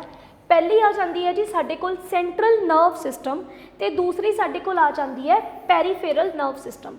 जिहड़ा साडे कोल केंद्री नस प्रणाली है ये अपने आप दे विच बहुत ही ज़्यादा ज़रूरी हो जाती है, क्योंकि इहदा जिहड़ा सीधा सीधा हिस्सा आ वो साडा दिमाग ते साडी जिहड़ी सुखमना नाड़ी जिहड़ी आ असल दे विच की आ ना, ਜਦੋਂ ਤੁਸੀਂ ਗੱਲ ਕਰਦੇ ਹੋ ਸਪਾਈਨਲ ਕੌਰਡ ਦੀ ਤਾਂ ਬਹੁਤ ਜਗ੍ਹਾ ਤੇ ਸਾਨੂੰ ਇਹ ਭੁਲੇਖਾ ਪੈ ਜਾਂਦਾ ਹੈ ਕਿ ਜਿਹੜੀ ਸਪਾਈਨਲ ਕੌਰਡ ਹੁੰਦੀ ਹੈ ਇਹ ਸਾਡੀ ਅਸਲ ਦੇ ਵਿੱਚ ਰੀੜ੍ਹ ਦੀ ਹੱਡੀ ਹੁੰਦੀ ਹੈ। ਪਰ ਹੈ ਕਿ ਰੀੜ੍ਹ ਦੀ ਜਿਹੜੀ ਹੱਡੀ ਹੁੰਦੀ ਆ ਉਹਦੇ ਵਿੱਚ ਸਾਡੇ ਕੋਲ ਸੁਖਮਨਾ ਨਾੜੀ ਜਿਹੜੀ ਆ ਉਹ ਪ੍ਰੈਜ਼ੈਂਟ ਹੁੰਦੀ ਹੈ, ਜਿਹੜੀ ਬੇਸਿਕਲੀ ਇੱਕ ਤਰ੍ਹਾਂ ਦੀਆਂ ਨਰਵਸ ਨੇ ਜੋ ਕਿ ਬ੍ਰੇਨ, ਦਿਮਾਗ ਤੇ ਸਾਡੇ ਸਰੀਰ ਦੇ ਵਿੱਚ ਫੈਲੀਆਂ ਹੋਈਆਂ ਜਿਹੜੀਆਂ ਸਾਡੀਆਂ ਪੈਰੀਫੇਰਲ ਨਰਵਸ ਨੇਗੀਆਂ ਉਹਨਾਂ ਦੇ ਵਿੱਚ ਇੱਕ ਲਿੰਕ ਦਾ ਕੰਮ ਕਰਦੇ ਨੇ। सब तो पहला तो हुण मैं गल करूँगी साडे इस दिमाग ते पैरीफेरल नर्व दी। सो दिमाग अपने आप दे विच कह सकते हैं कि साडे शरीर का एक कंप्यूटर है, एक मास्टर माइंड है, तो साडियां जिहड़ियां पैरीफेरल नर्व्स होंदियां ने ये पूरा दा पूरा नाड़ां दा गुच्छा आ जिहड़ा कि पूरे शरीर दे विच फैलिया होया अलग अलग अंगां तो जिन्ने भी जिहड़े सानू कोई आइडियाज़ मिलते हैं, मतलब जिन्ने भी सिग्नल्स होंदे ने उन्हां सिग्नल्स नू पैरीफेरल नर्व्स जिहड़ियां ने एक सिग्नल्स नू ब्रेन तक लैके जांदियां ने ते ब्रेन तो यह उन्हां सिग्नल्स नू अंगां तक लैके आउंदियां ने। जिवें एग्जाम्पल के तौर पर मैं तुहानूं दसदी हाँ, कहण नूं ते मेरे हत्थां दी जिहड़ी मूवमेंट है ये बड़ी एक सिंपल जी मूवमेंट लग रही है, पर तुसीं सोचो भी ये पिछे किड्डी वड्डी साइंस है कि मेरा जिहड़ा ब्रेन है, मतलब मैं जदों बोल रही हाँ तो उहदे अकॉर्डिंगली मैनूं ये लग रहा है कि समझाउण लई मैं अपने हत्थ नूं इस तरीके नाल मूव करना आ, इहदा जिहड़ा सिग्नल है वो ब्रेन तक जांदा आ, फिर ब्रेन सिग्नल भेजदा आ पैरीफेरल नर्व्स दे थ्रू मेरे हत्थ दे मसल्स नूं, ते फिर हत्थ दे मसल्स एक्चुअल दे विच मूव करते हैं। देखो किड्डा वड्डा प्रोसीजर है, फ्रैक्शन ऑफ सैकेंड दे विच हो रही मूवमेंट्स के पिछे भी। सो जिहड़ी साडी स्पाइनल कॉर्ड हुंदी आ वो ब्रेन ते पैरीफेरल दे विचाले एक विचोले का काम करती है, एक लिंक का काम करती है। सो असी ब्रेन नूं समझण दी कोशिश करांगे। जे गल करिए इंसान दे दिमाग नूं ते इंसान दे दिमाग नूं समझना अपने आप दे विच सब तो ज़्यादा औखा है, और सब तो डेलीकेट जिहड़ा ऑर्गन है वो साडा इंसानी दिमाग ही है। तो जे हुण असीं गल करिए इंसानी दिमाग के ਵੱਖ-ਵੱਖ हिस्सिਆਂ की, तो इनू असीं 6 हिस्सिਆਂ ਦੇ ਵਿੱਚ डिवाइड किया होया आ, जिहदे विच पहला हिस्सा साडा सैरेब्रम, दूसरा हिस्सा साडा सैरेबलम, तीसरा हिस्सा साडा डाइनसेफलन, चौथा हिस्सा साडा मिड ब्रेन, पंजवां पॉन्स ते छेवां साडे कोल मैड्यूला ऑबलंगेटा आ जाता है। सो इनू असीं पहला डायग्राम की हैल्प नाल समझांगे, फिर असीं अगे प्रोसीड करते हैं इहदे कामकाज बारे। सो हुण इत्थे ना साडे कोल देखो सब तो पहला तो सानू ये समझ आना चाहिए कि साडा जिहड़ा सेंट्रल नर्वस सिस्टम है तो साडा जिहड़ा पेरीफेरल नर्वस सिस्टम है, पहला तो इन्हां दोनों दे विच की फर्क है। तुहाडा सेंट्रल नर्वस सिस्टम जिहड़ा वो दिमाग ते तुहाडी स्पाइनल कॉर्ड इन्हां दो तो मिलके बनया होया, तुहाडा दिमाग ते सुखमना नाड़ी जिहड़े आ इन्हां तो मिलके तुहाडा सेंट्रल नर्वस सिस्टम बनदा आ, ते उस तो बाद पैरीफेरल सिस्टम आउंदा जिहदे विच शरीर दे विच फैलियां होईयां सारियां जिहड़ियां नसां ने वो दिमाग दे नाल अटैच्ड हुंदियां ने। हुण असीं गल करते हैं जी दिमाग की। सो दिमाग दे विच जिवें कि असीं गल कीती कि साडे दिमाग दे मेन 6 हिस्से हुंदे ने, सो इन्हां सारियां बारे गल करते हैं जी। सब तो पहला साडे कोल आउंदा सैरेब्रम। तो जे गल करिए सैरेब्रम की, तो सैरेब्रम साडे जिहड़ा दिमाग है उहदा सब तो वड्डा हिस्सा मन्निया जांदा है। जे एक दिमाग नूं देखिया जावे तो दिमाग एक अखरोट की शेप दे विच हुंदा है। जिवें असीं एक अखरोट नूं खोलदे हां ते अखरोट दे 2 हिस्से हुंदे ने, उसे तरीके दे नाल दिमाग भी जुड़िया होया हुंदा है। इहदे जिहड़े सब तो वड्डे 2 हिस्से हुंदे ने, ये 2 हिस्से अपने आप च जिहड़े ने इन्हां नूं सैरेब्रम के नाम तो जाणिया जांदा है। सो इन्हां दे नाल ही मैं तुहानूं इन्हां दे फंक्शन बारे भी जिहड़ा आ वो जानकारी देऊँगी कि जिहड़ा सैरेब्रम हुंदा आ ये अपने आप दे विच साडे कोल की है कि सैरेब्रम जिहड़ा आ इहनूं असीं 4 पार्ट्स दे विच डिवाइड किया होया आ। सैरेब्रम जिहड़ा आ इहनूं 4 पार्ट्स दे विच डिवाइड किया होया आ, ते उहदे चारों दे जिहड़े पार्ट्स जिहड़े ने वो अलग अलग काम करते हैं। हाल दी घड़ी मैनूं मेरे सैरेब्रम की जिहड़ी पोजीशन है उहदे बारे पता लग गई। सैरेब्रम दे विच मेरे कोल मेरी आ गई जी फ्रंटल लोब, ठीक है। फ्रंटल लोब तो बाद फिर मेरे को आ जाती है जी लिंबिक लोब, दैन मेरे को पेरिएटल लोब ते ऑक्सीपिटल लोब। सो आ जिहड़ियां मेरे को लोब्स ने, जिहड़ियां 4 लोब्स ने, ये बेसिकली सैरेब्रम का ही हिस्सा हुंदियां ने। उस तो बाद जे असीं गल करिए साडे कोल अगला जिहड़ा हिस्सा आ, जिहड़ा आ वाला सानूं पार्ट दिस रहा है, इहनूं असीं कॉर्पस कैलोसम के नाम तो जानते हैं। ਅੱਗੇ ਸਾਡੇ ਕੋਲ 2 ਗਲੈਂਡਸ यानी कि 2 ਗ੍ਰੰਥੀਆਂ ਜਿਹੜੀਆਂ ਨੇ ਉਹ ਦਿਮਾਗ ਦੇ ਵਿੱਚ ਹੁੰਦੀਆਂ ਨੇ। ਵੈਸੇ ਤਾਂ ਇਸ ਤੋਂ ਇਲਾਵਾ ਸਾਡੇ ਕੋਲ ਪਿਟਿਊਟਰੀ ਗਲੈਂਡ ਵੀ ਹੁੰਦੀ ਆ, ਪਰ ਆ ਜਿਹੜੀਆਂ 2 ਗ੍ਰੰਥੀਆਂ ਨੇ ਜਿਨ੍ਹਾਂ ਨੂੰ ਥੈਲੇਮਸ ਹਾਈਪੋਥੈਲੇਮਸ ਕਿਹਾ ਜਾਂਦਾ ਆ। ਸੋ ਇਹ ਜਿਹੜੀਆਂ ਥੈਲੇਮਸ ਤੇ ਹਾਈਪੋਥੈਲੇਮਸ ਹੁੰਦੀਆਂ ਨੇਗੀਆਂ, ਇਹ ਸਾਡੇ ਕੋਲ ਬਹੁਤ 2 ਇੰਪੋਰਟੈਂਟ ਗ੍ਰੰਥੀਆਂ ਨੇ। ਪਿਟਿਊਟਰੀ ਗਲੈਂਡ ਜਿਹੜੀ ਆ ਇਹ ਵੀ ਆਪਣੇ ਆਪ ਦੇ ਵਿੱਚ ਇੱਕ ਬਹੁਤ ਜ਼ਿਆਦਾ ਜ਼ਰੂਰੀ ਗਲੈਂਡ ਹੋ ਜਾਂਦੀ ਆ। ਅੱਗੇ ਅਸੀਂ ਗੱਲ ਕਰੀਏ ਕਿ ਆ ਜਿਹੜਾ ਸਾਨੂੰ ਹਿੱਸਾ ਦਿਖ ਰਿਹਾ, ਆ ਜਿਹੜਾ ਸਾਨੂੰ ਹਿੱਸਾ ਦਿਖ ਰਿਹਾ, ਇਸ ਹਿੱਸੇ ਨੂੰ ਅਸੀਂ ਮਿਡ ਬ੍ਰੇਨ ਜਿਹੜਾ ਆ ਉਹ ਕਹਿੰਦੇ ਆ। ਅੱਗੇ ਸਾਡੇ ਕੋਲ ਇਸ ਹਿੱਸੇ ਨੂੰ ਪੋਨਸ ਕਿਹਾ ਜਾਂਦਾ ਹੈ, ਤੇ ਆ ਸਾਡੇ ਕੋਲ ਅਖੀਰਲਾ ਜਿਹੜਾ ਦਿਮਾਗ ਦਾ ਹਿੱਸਾ ਇਹਨੂੰ ਮੈਡਿਊਲਾ ਓਬਲੰਗੇਟਾ ਕਿਹਾ ਜਾਂਦਾ ਆ। ਅੱਗੇ ਜਿਹੜਾ ਸਾਨੂੰ ਸਾਡੇ ਦਿਮਾਗ ਦਾ ਜਿਹੜਾ ਆਹ ਵਾਲਾ ਹਿੱਸਾ ਦਿਖ ਰਿਹਾ ਆ, ਇਸ ਹਿੱਸੇ ਨੂੰ ਅਸੀਂ ਸੈਰੇਬਲਮ ਦੇ ਨਾਮ ਤੋਂ ਜਾਣਦੇ ਹਾਂ। ਤੇ ਸੈਰੇਬਲਮ ਦੇ ਬਿਲਕੁਲ ਉੱਪਰ ਜਿਹੜਾ ਆ ਆਹ ਵਾਲੇ ਹਿੱਸੇ ਨੂੰ, ਇਸ ਵਾਲੇ ਹਿੱਸੇ ਨੂੰ ਜੋ ਆ ਵਾਈਟ ਵਾਲਾ ਪੋਰਸ਼ਨ ਹੈ, ਇਸ ਹਿੱਸੇ ਨੂੰ ਅਸੀਂ ਹਿਪੋਕੈਂਪਸ ਦੇ ਨਾਮ ਤੋਂ ਜਾਣਦੇ ਹਾਂ। ਸੋ ਪੰਜਾਬੀ ਦੇ ਵਿੱਚ ਵੀ ਡਾਇਗਰਾਮ ਨੂੰ ਜਿਹੜਾ ਹੈ ਸਮਝਣ ਦੀ ਕੋਸ਼ਿਸ਼ ਕਰਦੇ ਹਾਂ। ਸਾਡਾ ਜਿਹੜਾ ਬ੍ਰੇਨ ਹੈ ਉਹ ਸਾਡੀ ਖੋਪੜੀ ਯਾਨੀ ਕਿ ਸਕਲ ਦੇ ਅੰਦਰ ਪਿਆ ਹੁੰਦਾ ਆ। ਸੋ ਉਸ ਤੋਂ ਬਾਅਦ ਸਾਡੇ ਕੋਲ ਆ ਜਿਹੜਾ ਪੂਰਾ ਦਾ ਪੂਰਾ ਪਾਰਟ ਹੈ ਇਹਨੂੰ ਸੈਰੇਬਲਮ ਕਹਿ ਦਿੰਦੇ ਆ। ਜੇ ਬ੍ਰੇਨ ਨੂੰ ਸੁਖਾਲੇ ਤਰੀਕੇ ਨਾਲ ਸਮਝਿਆ ਜਾਵੇ, ਕਿਉਂਕਿ ਬ੍ਰੇਨ ਨੂੰ ਸਮਝਣ ਦੇ ਅਲੱਗ-ਅਲੱਗ ਤਰੀਕੇ ਨੇ, ਤਾਂ ਸੁਖਾਲੇ ਤਰੀਕੇ ਨਾਲ ਸਮਝਣ ਵਾਸਤੇ ਅਸੀਂ ਪਹਿਲਾਂ ਬ੍ਰੇਨ ਨੂੰ 3 ਹਿੱਸਿਆਂ 'ਚ ਵੰਡ ਦਿੰਦੇ ਆ। ਸਾਡਾ ਅਗਲਾ ਦਿਮਾਗ, ਸਾਡੇ ਦਿਮਾਗ ਦਾ ਵਿਚਲਾ ਹਿੱਸਾ ਜਿਹਨੂੰ ਮੱਧ ਦਿਮਾਗ ਕਿਹਾ ਜਾਂਦਾ, ਤੇ ਉਸ ਤੋਂ ਬਾਅਦ ਦਿਮਾਗ ਦਾ ਅੰਤ ਵਾਲਾ ਹਿੱਸਾ। ਸੋ ਆ ਸਾਡੇ ਕੋਲ ਜੀ ਅਗਲਾ ਦਿਮਾਗ ਹੈ, ਜਿਹਦੇ ਵਿੱਚ ਸਾਡੇ ਕੋਲ ਸਾਡਾ ਸੈਰੇਬਲਮ ਆ ਗਿਆ। ਸੈਰੇਬਲਮ ਤੋਂ ਬਾਅਦ ਮੇਰੇ ਕੋਲ ਆਹ ਜਿਹੜਾ ਆ ਜਿਹਨੂੰ ਮਿਡ ਬ੍ਰੇਨ ਕਿਹਾ ਸੀਗਾ, ਮੱਧ ਦਿਮਾਗ ਆ ਗਿਆ। ਉਸ ਤੋਂ ਬਾਅਦ ਮੇਰੇ ਕੋਲ ਜੀ ਆਹ ਵਾਲਾ ਜਿਹੜਾ ਹਿੱਸਾ ਆ ਇਹ ਮੇਰੇ ਕੋਲ ਸੈਰੇਬਲਮ ਆ ਗਿਆ। ਉਸ ਤੋਂ ਬਾਅਦ ਮੇਰੇ ਕੋਲ ਜਿਹੜਾ ਅਖੀਰਲਾ ਬ੍ਰੇਨ ਦਾ ਹਿੱਸਾ ਆ ਮੈਡਿਊਲਾ ਆ ਗਿਆ। ਮੈਡਿਊਲਾ ਤੋਂ ਬਿਲਕੁਲ ਉੱਪਰ ਯੈਲੋ ਵਾਲਾ ਜਿਹੜਾ ਪੋਰਸ ਉਹਨੂੰ ਪੌਨਸ ਕਹਿੰਦੇ ਨੇ। ਅੱਗੇ ਅਗਰ ਅਸੀਂ ਗੱਲ ਕਰੀਏ ਸਾਡੇ ਕੋਲ ਹਾਈਪੋਥੈਲੇਮਸ ਤੇ ਪਿਟਿਊਟਰੀ ਗਲੈਂਡ ਆ, ਤੇ ਆਹ ਸਾਡੇ ਦਿਮਾਗ ਦਾ ਪਿਛਲਾ ਹਿੱਸਾ ਆ। ਇਹ ਆਪਣੇ ਆਪ ਦੇ ਵਿੱਚ ਡਾਇਗਰਾਮ ਬਹੁਤ ਹੀ ਜ਼ਿਆਦਾ ਇੰਪੋਰਟੈਂਟ ਤੇ ਨਾਲ ਹੀ ਬਹੁਤ ਕੰਪਲੈਕਸ ਹੋ ਜਾਂਦੀ ਹੈ। ਸੋ ਇਹਨੂੰ ਕਰਨ ਦਾ ਤਰੀਕਾ ਕੀ ਹੈ? ਪਹਿਲਾ ਤਰੀਕਾ ਤਾਂ ਇਹ ਕਿ ਅਸੀਂ ਡਾਇਗਰਾਮ ਨੂੰ ਸਮਝਿਆ, ਡਾਇਗਰਾਮ ਦੇ ਵਿੱਚੋਂ ਦਿਮਾਗ ਦੇ ਜਿਹੜੇ ਅਲੱਗ-ਅਲੱਗ ਪਾਰਟਸ ਨੇ ਉਹਨਾਂ ਨੂੰ ਐਸ ਸਰ ਸਮਝ ਲਿਆ। ਹੁਣ ਇਸ ਤੋਂ ਬਾਅਦ ਅਸੀਂ 6 ਭਾਗ ਵੰਡੇ ਸੀਗੇ, ਉਹਨਾਂ 6 ਭਾਗਾਂ ਬਾਰੇ ਗੱਲ ਕਰਦੇ ਹਾਂ। ਮੈਂ ਤੁਹਾਨੂੰ ਦੱਸਿਆ ਸੀਗਾ ਕਿ ਜਿਹੜਾ ਸੈਰੇਬਲਮ ਹੁੰਦਾ ਆ ਇਹਨੂੰ ਅਸੀਂ 4 ਪਾਰਟਸ ਦੇ ਵਿੱਚ ਡਿਵਾਈਡ ਕੀਤਾ ਹੋਇਆ। ਫਰੰਟਲ ਆ ਗਿਆ ਜੀ, ਪੈਰੀਏਟਲ ਆ ਗਿਆ, ਟੈਂਪੋਰਲ ਆ ਗਿਆ, ਤੇ ਆਕਸੀਪਿਟਲ ਆ ਗਿਆ। ਸੋ ਇਹਨਾਂ ਦੇ ਫੰਕਸ਼ਨ ਦੀ ਜੇ ਮੈਂ ਗੱਲ ਕਰਾਂ ਤਾਂ ਜਿਹੜਾ ਫਰੰਟਲ ਹੁੰਦਾ ਆ, ਜਿਹੜਾ ਸਾਡੇ ਕੋਲ ਫਰੰਟਲ ਪਾਰਟ ਹੁੰਦਾ ਆ, ਇਹ ਕੰਮ ਕਰਦਾ ਜੀ ਰੀਜ਼ਨਿੰਗ ਤੇ ਥਾਟਸ ਦੇ ਉੱਤੇ। ਸੋ ਇਹ ਕੰਮ ਕਰਦਾ ਰੀਜ਼ਨਿੰਗ ਤੇ ਥਾਟਸ ਦੇ ਉੱਤੇ। ਜੋ ਵੀ ਸਾਡੇ ਮਨ ਦੇ ਵਿੱਚ ਅਚਨਚੇਤ ਵਿਚਾਰ ਆਉਂਦੇ ਨੇ, ਜੋ ਵੀ ਅਸੀਂ ਚੀਜ਼ਾਂ ਨੂੰ ਲੈ ਕੇ ਸੋਚਦੇ ਹਾਂ, ਠੀਕ ਹੈ, ਹਰ ਇੱਕ ਗੱਲ ਦੇ ਪਿੱਛੇ ਆਪਣਾ ਕੋਈ ਪੱਖ ਰੱਖਣ ਦੀ ਕੋਸ਼ਿਸ਼ ਕਰਦੇ ਹਾਂ, ਉਹਨਾਂ ਦੇ ਵਿੱਚ ਸਾਡੇ ਦਿਮਾਗ ਦਾ ਜਿਹੜਾ ਹਿੱਸਾ ਐਕਟਿਵ ਹੁੰਦਾ ਆ ਉਹ ਹੁੰਦਾ ਆ ਜੀ ਸਾਡੇ ਸੈਰੇਬਰਮ ਦਾ ਫਰੰਟਲ ਪਾਰਟ। ਉਸ ਤੋਂ ਬਾਅਦ ਜੇ ਗੱਲ ਕਰੀਏ ਕਿ ਜੇ ਤੁਸੀਂ ਜਿਵੇਂ ਸਾਡੇ ਸਰੀਰ ਦੇ ਅਲੱਗ-ਅਲੱਗ ਔਰਗਨਸ ਨੇਗੇ ਹੈ ਨਾ, ਤਾਂ ਜਿਹੜੇ ਸੈਂਸਰੀ ਔਰਗਨਸ ਹੁੰਦੇ ਨੇਗੇ ਉਹਨਾਂ ਦੀ ਇਨਫੋਰਮੇਸ਼ਨ ਦੇ ਉੱਤੇ ਐਕਟ ਕਰਨਾ, ਉਹਨਾਂ ਦੀ ਇਨਫੋਰਮੇਸ਼ਨ ਨੂੰ ਸਮਝਣਾ, ਉਹਦੇ ਤੇ ਜੇ ਕੋਈ ਕੰਮ ਕਰਦਾ ਤਾਂ ਉਹ ਕਰਦਾ ਜੀ ਪੈਰੀਟਲ। ਸੋ ਪੈਰੀਟਲ ਦਾ ਮੇਨ ਕੰਮ ਹੁੰਦਾ ਆ ਸਾਡੇ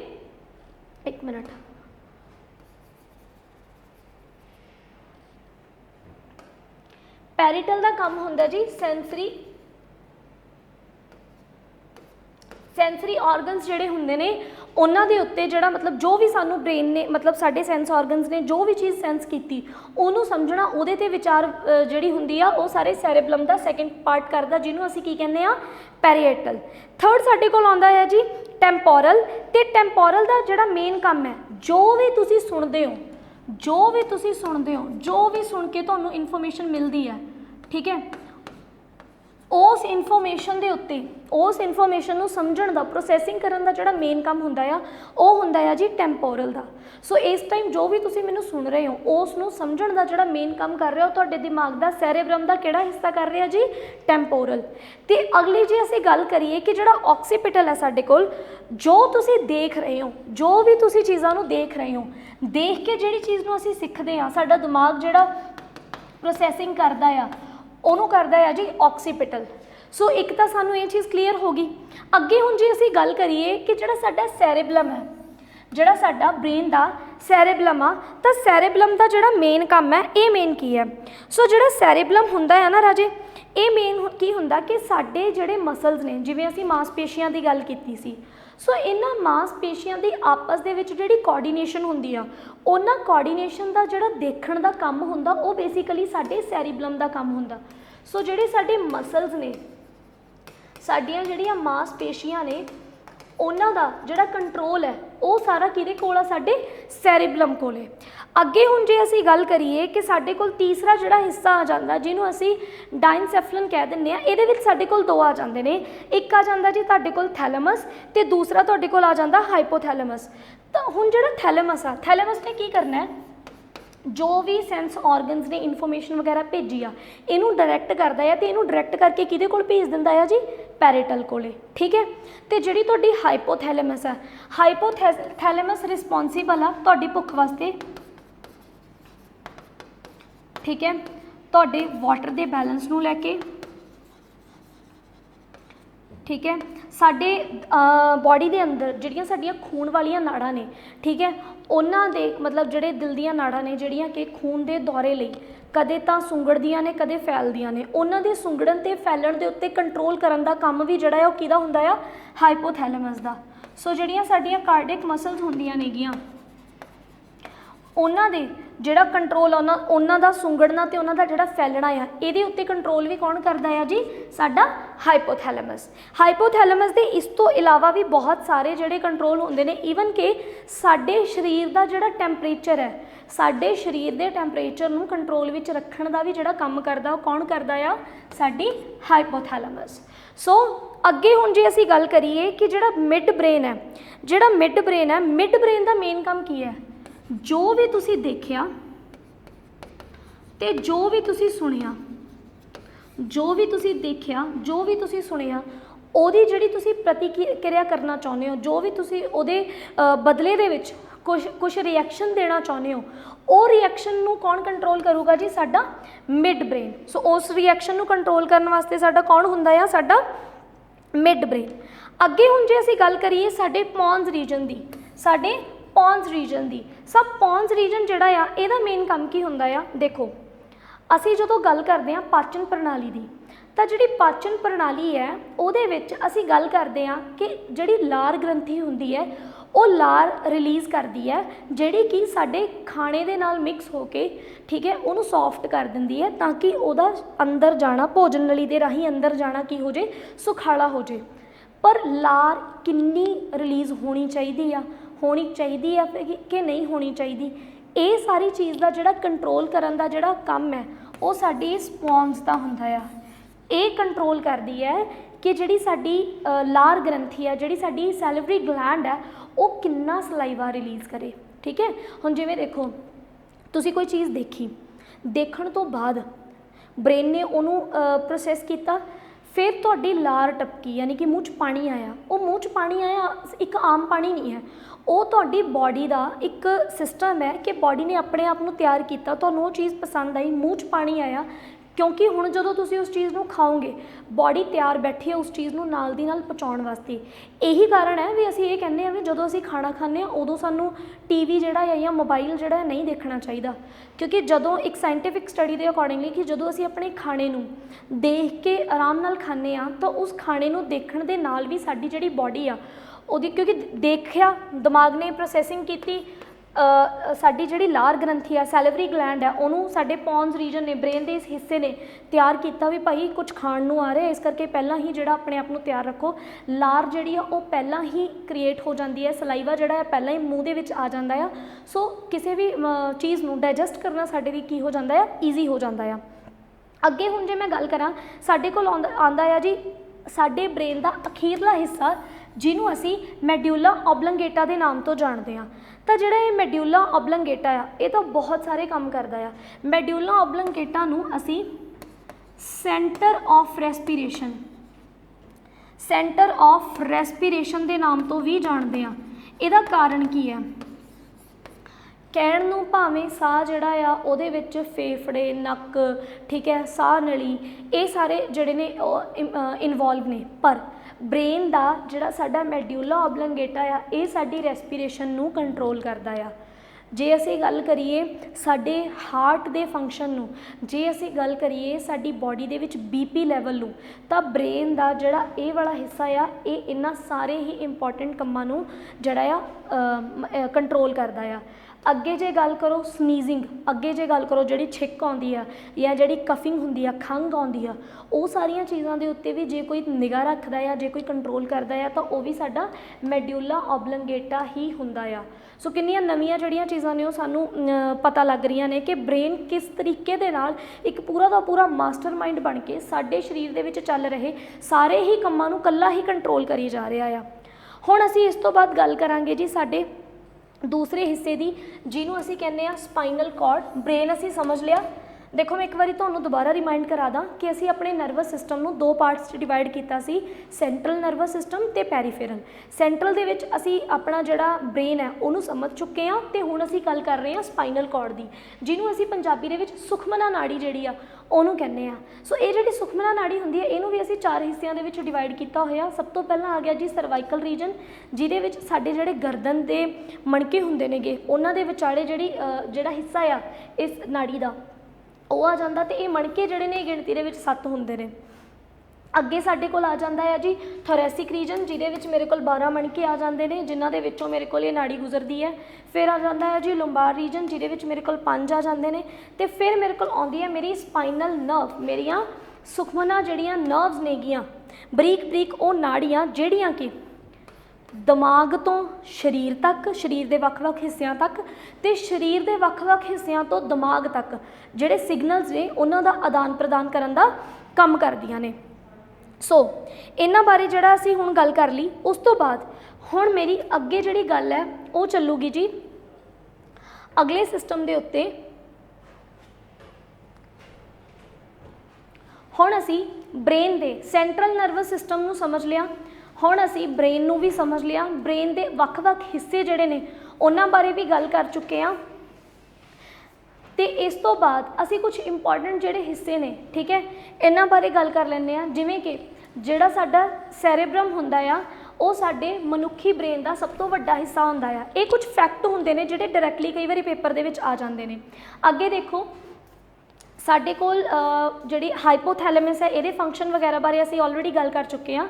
ਸੋ ਨੈਕਸਟ ਸਾਡੇ ਕੋਲ ਆ ਜਾਂਦਾ ਹੈ ਜੀ ਸਾਡਾ ਅਗਲਾ ਸਿਸਟਮ, ਜਿਹਨੂੰ ਅਸੀਂ ਸਾਹ ਪ੍ਰਣਾਲੀ ਜਾਂ ਫਿਰ ਰੈਸਪੀਰੇਟਰੀ ਸਿਸਟਮ ਦੇ ਨਾਮ ਤੋਂ ਜਾਣਦੇ ਹਾਂ। ਰੈਸਪੀਰੇਟਰੀ ਸਿਸਟਮ ਨੂੰ ਜਦੋਂ ਛੋਟੇ ਹੁੰਦੇ ਸੀ ਤਾਂ ਬਸ ਇੰਨਾ ਕਹਿ ਕੇ ਸਮਝਾ ਦਿੱਤਾ ਜਾਂਦਾ ਸੀਗਾ ਕਿ ਅਸੀਂ ਆਕਸੀਜਨ ਲਈ ਤੇ ਕਾਰਬਨ ਡਾਈਆਕਸਾਈਡ ਛੱਡਤੀ, ਇਸ ਨੂੰ ਹੀ ਅਸੀਂ ਸਾਹ ਪ੍ਰਣਾਲੀ ਕਹਿ ਦਿੰਦੇ ਹਾਂ।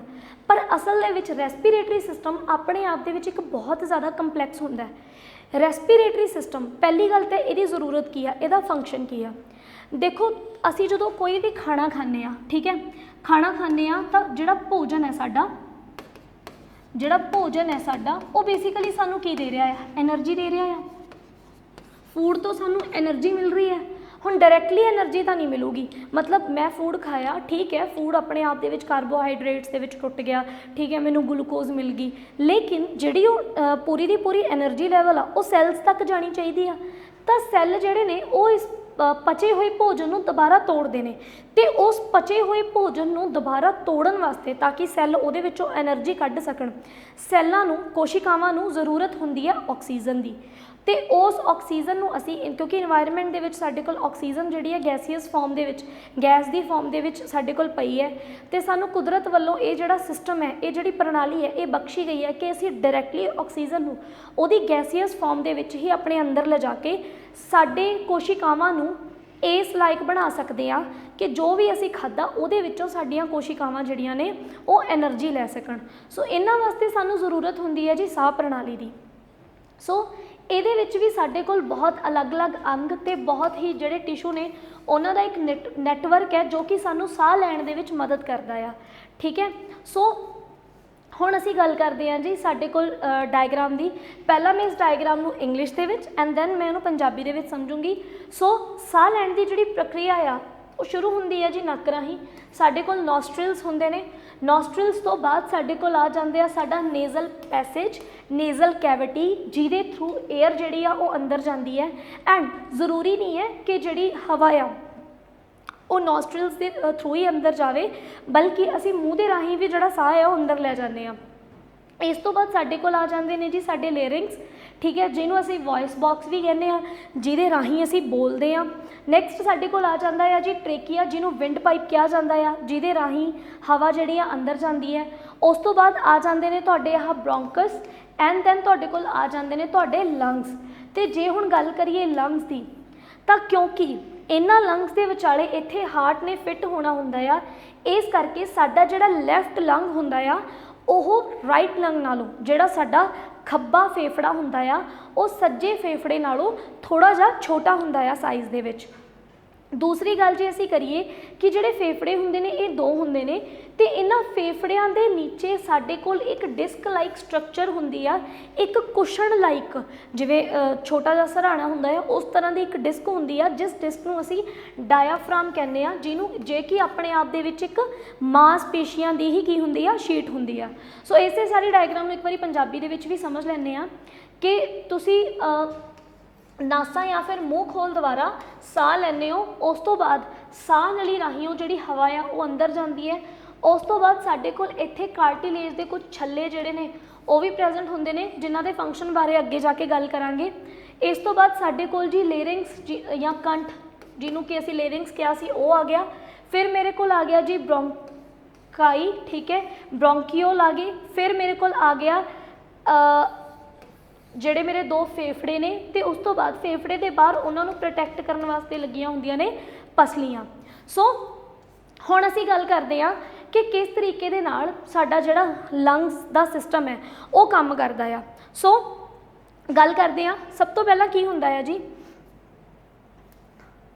तुसीं बाहरी नाकियां एक्सटर्नल नॉस्ट्रल राही हवा जिहड़ी आ वो दाखल अंदर कीती।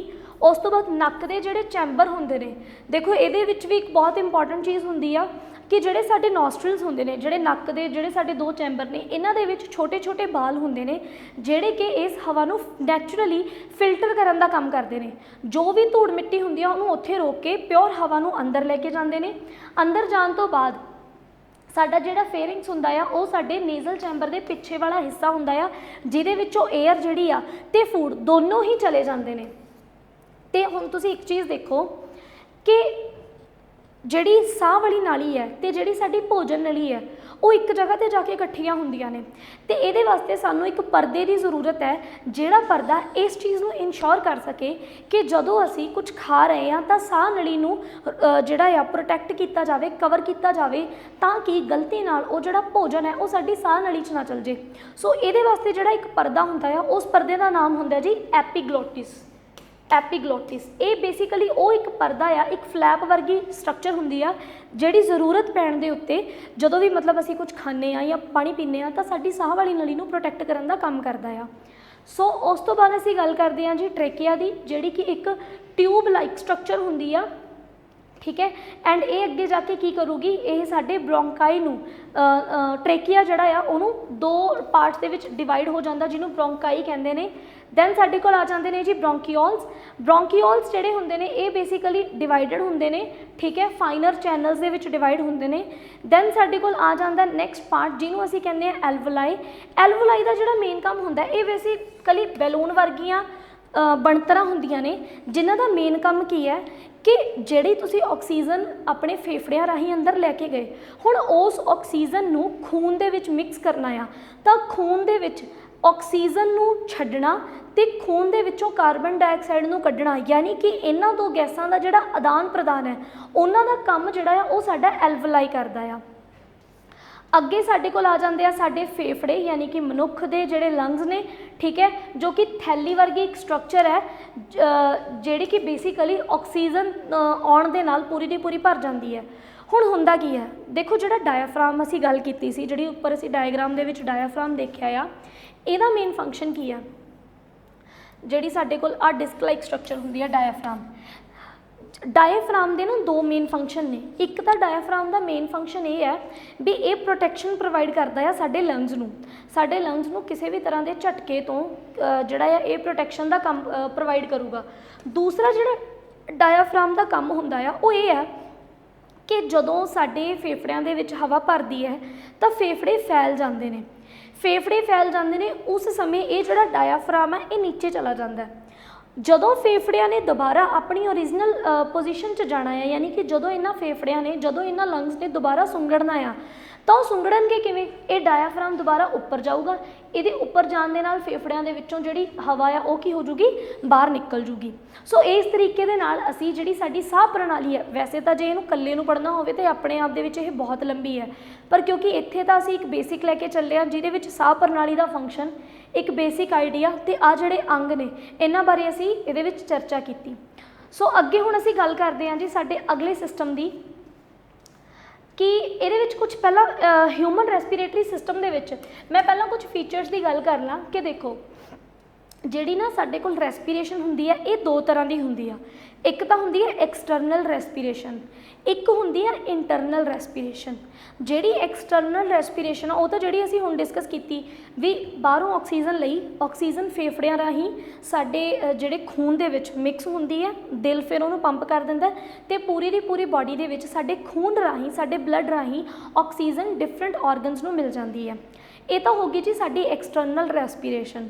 ਜਿਹੜੀ ਸਾਡੀ ਇੰਟਰਨਲ ਰੈਸਪੀਰੇਸ਼ਨ ਹੁੰਦੀ ਆ ਉਹਦੇ 'ਚ ਕੀ ਹੁੰਦਾ ਕਿ ਸਾਡੀਆਂ ਜਿਹੜੀਆਂ ਕੋਸ਼ਿਕਾਵਾਂ ਨੇ, ਸਾਡੇ ਜਿਹੜੇ ਸੈੱਲ ਨੇ, ਉਹਨਾਂ ਸੈੱਲਸ ਤੱਕ ਜਦੋਂ ਇਹ ਆਕਸੀਜਨ ਪਹੁੰਚਦੀ ਹੈ ਤੇ ਉਹਨਾਂ ਸੈੱਲਸ ਕੋਲ ਜਦੋਂ ਬਲੱਡ ਦੇ ਰਾਹੀਂ ਹੀ ਪਚਿਆ ਹੋਇਆ ਭੋਜਨ ਤੇ ਬਲੱਡ ਦੇ ਰਾਹੀਂ ਹੀ ਇਹ ਆਕਸੀਜਨ ਜਦੋਂ ਸੈੱਲਾਂ ਤੱਕ ਪਹੁੰਚਦੀ ਹੈ, ਜਦੋਂ ਕੋਸ਼ਿਕਾਵਾਂ ਤੱਕ ਪਹੁੰਚਦੀ ਹੈ ਤਾਂ ਉਹ ਸੈੱਲ ਇਹਨਾਂ ਆਕਸੀਜਨ ਦੀ ਮਦਦ ਦੇ ਨਾਲ ਜਿਹੜਾ ਭੋਜਨ ਹੈ ਉਹਨੂੰ ਫਰਦਰ ਤੋੜਦੇ ਨੇ ਤੇ ਉਹਦੇ ਵਿੱਚੋਂ ਆਪਣੀ એનર્ਜੀ ਨੂੰ ਕੱਢਦੇ ਨੇ। ਸੋ ਇਹ ਹੋ ਜਾਂਦੀ ਹੈ ਜੀ ਸਾਡੇ ਕੋਲ ਇੰਟਰਨਲ ਰੈਸਪੀਰੇਸ਼ਨ। ਸੋ ਅੱਗੇ ਹੁਣ ਜੇ ਅਸੀਂ ਗੱਲ ਕਰੀਏ ਸਾਡੇ ਅਗਲੇ ਸਿਸਟਮ ਦੀ, ਤਾਂ ਅਗਲਾ ਸਿਸਟਮ ਸਾਡੇ ਕੋਲ ਆ ਜਾਂਦਾ ਆ ਸਰਕੂਲੇਟਰੀ ਸਿਸਟਮ, ਜਿਹਨੂੰ ਕਿ ਅਸੀਂ ਸੰਚਾਰ ਪ੍ਰਣਾਲੀ ਦੇ ਨਾਮ ਤੋਂ ਜਾਣਦੇ ਹਾਂ।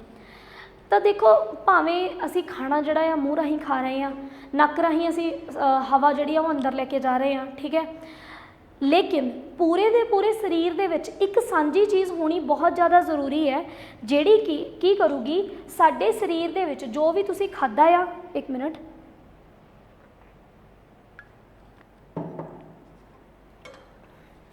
ਜੋ ਵੀ ਤੁਸੀਂ ਖਾਧਾ ਆ ਜਾਂ ਜਿਹੜੀ ਵੀ ਆਕਸੀਜਨ ਹੈ, ਕਿਉਂਕਿ ਕੱਲੀ ਕੱਲੀ ਕੋਸ਼ਿਕਾ, ਕੱਲਾ ਕੱਲਾ ਸੈੱਲ ਸਾਡੇ ਲਈ ਇੰਪੋਰਟੈਂਟ ਹੈ, ਤਾਂ ਕੱਲੇ ਕੱਲੇ ਸੈੱਲ ਤੱਕ ਆਕਸੀਜਨ ਹੋ ਗਈ ਜਾਂ ਫਿਰ ਫੂਡ ਹੋ ਗਿਆ ਤੇ ਕੱਲੇ ਕੱਲੇ ਸੈੱਲ ਤੋਂ, ਕੱਲੀ ਕੱਲੀ ਕੋਸ਼ਿਕਾ ਤੋਂ ਉਹਦੇ ਵਿੱਚ ਪਿਆ ਹੋਇਆ ਜਿਹੜਾ ਐਕਸੈਸ ਫਾਲਤੂ ਮਟੀਰੀਅਲ ਆ ਉਹਨੂੰ ਕਲੈਕਟ ਕਰਨ ਦਾ ਜਿਹੜਾ ਕੰਮ ਹੈ ਉਹਦੀ ਜ਼ਿੰਮੇਵਾਰੀ ਹੁੰਦੀ ਹੈ ਜੀ ਸਾਡੇ ਬਲੱਡ ਜਾਂ ਫਿਰ ਖੂਨ।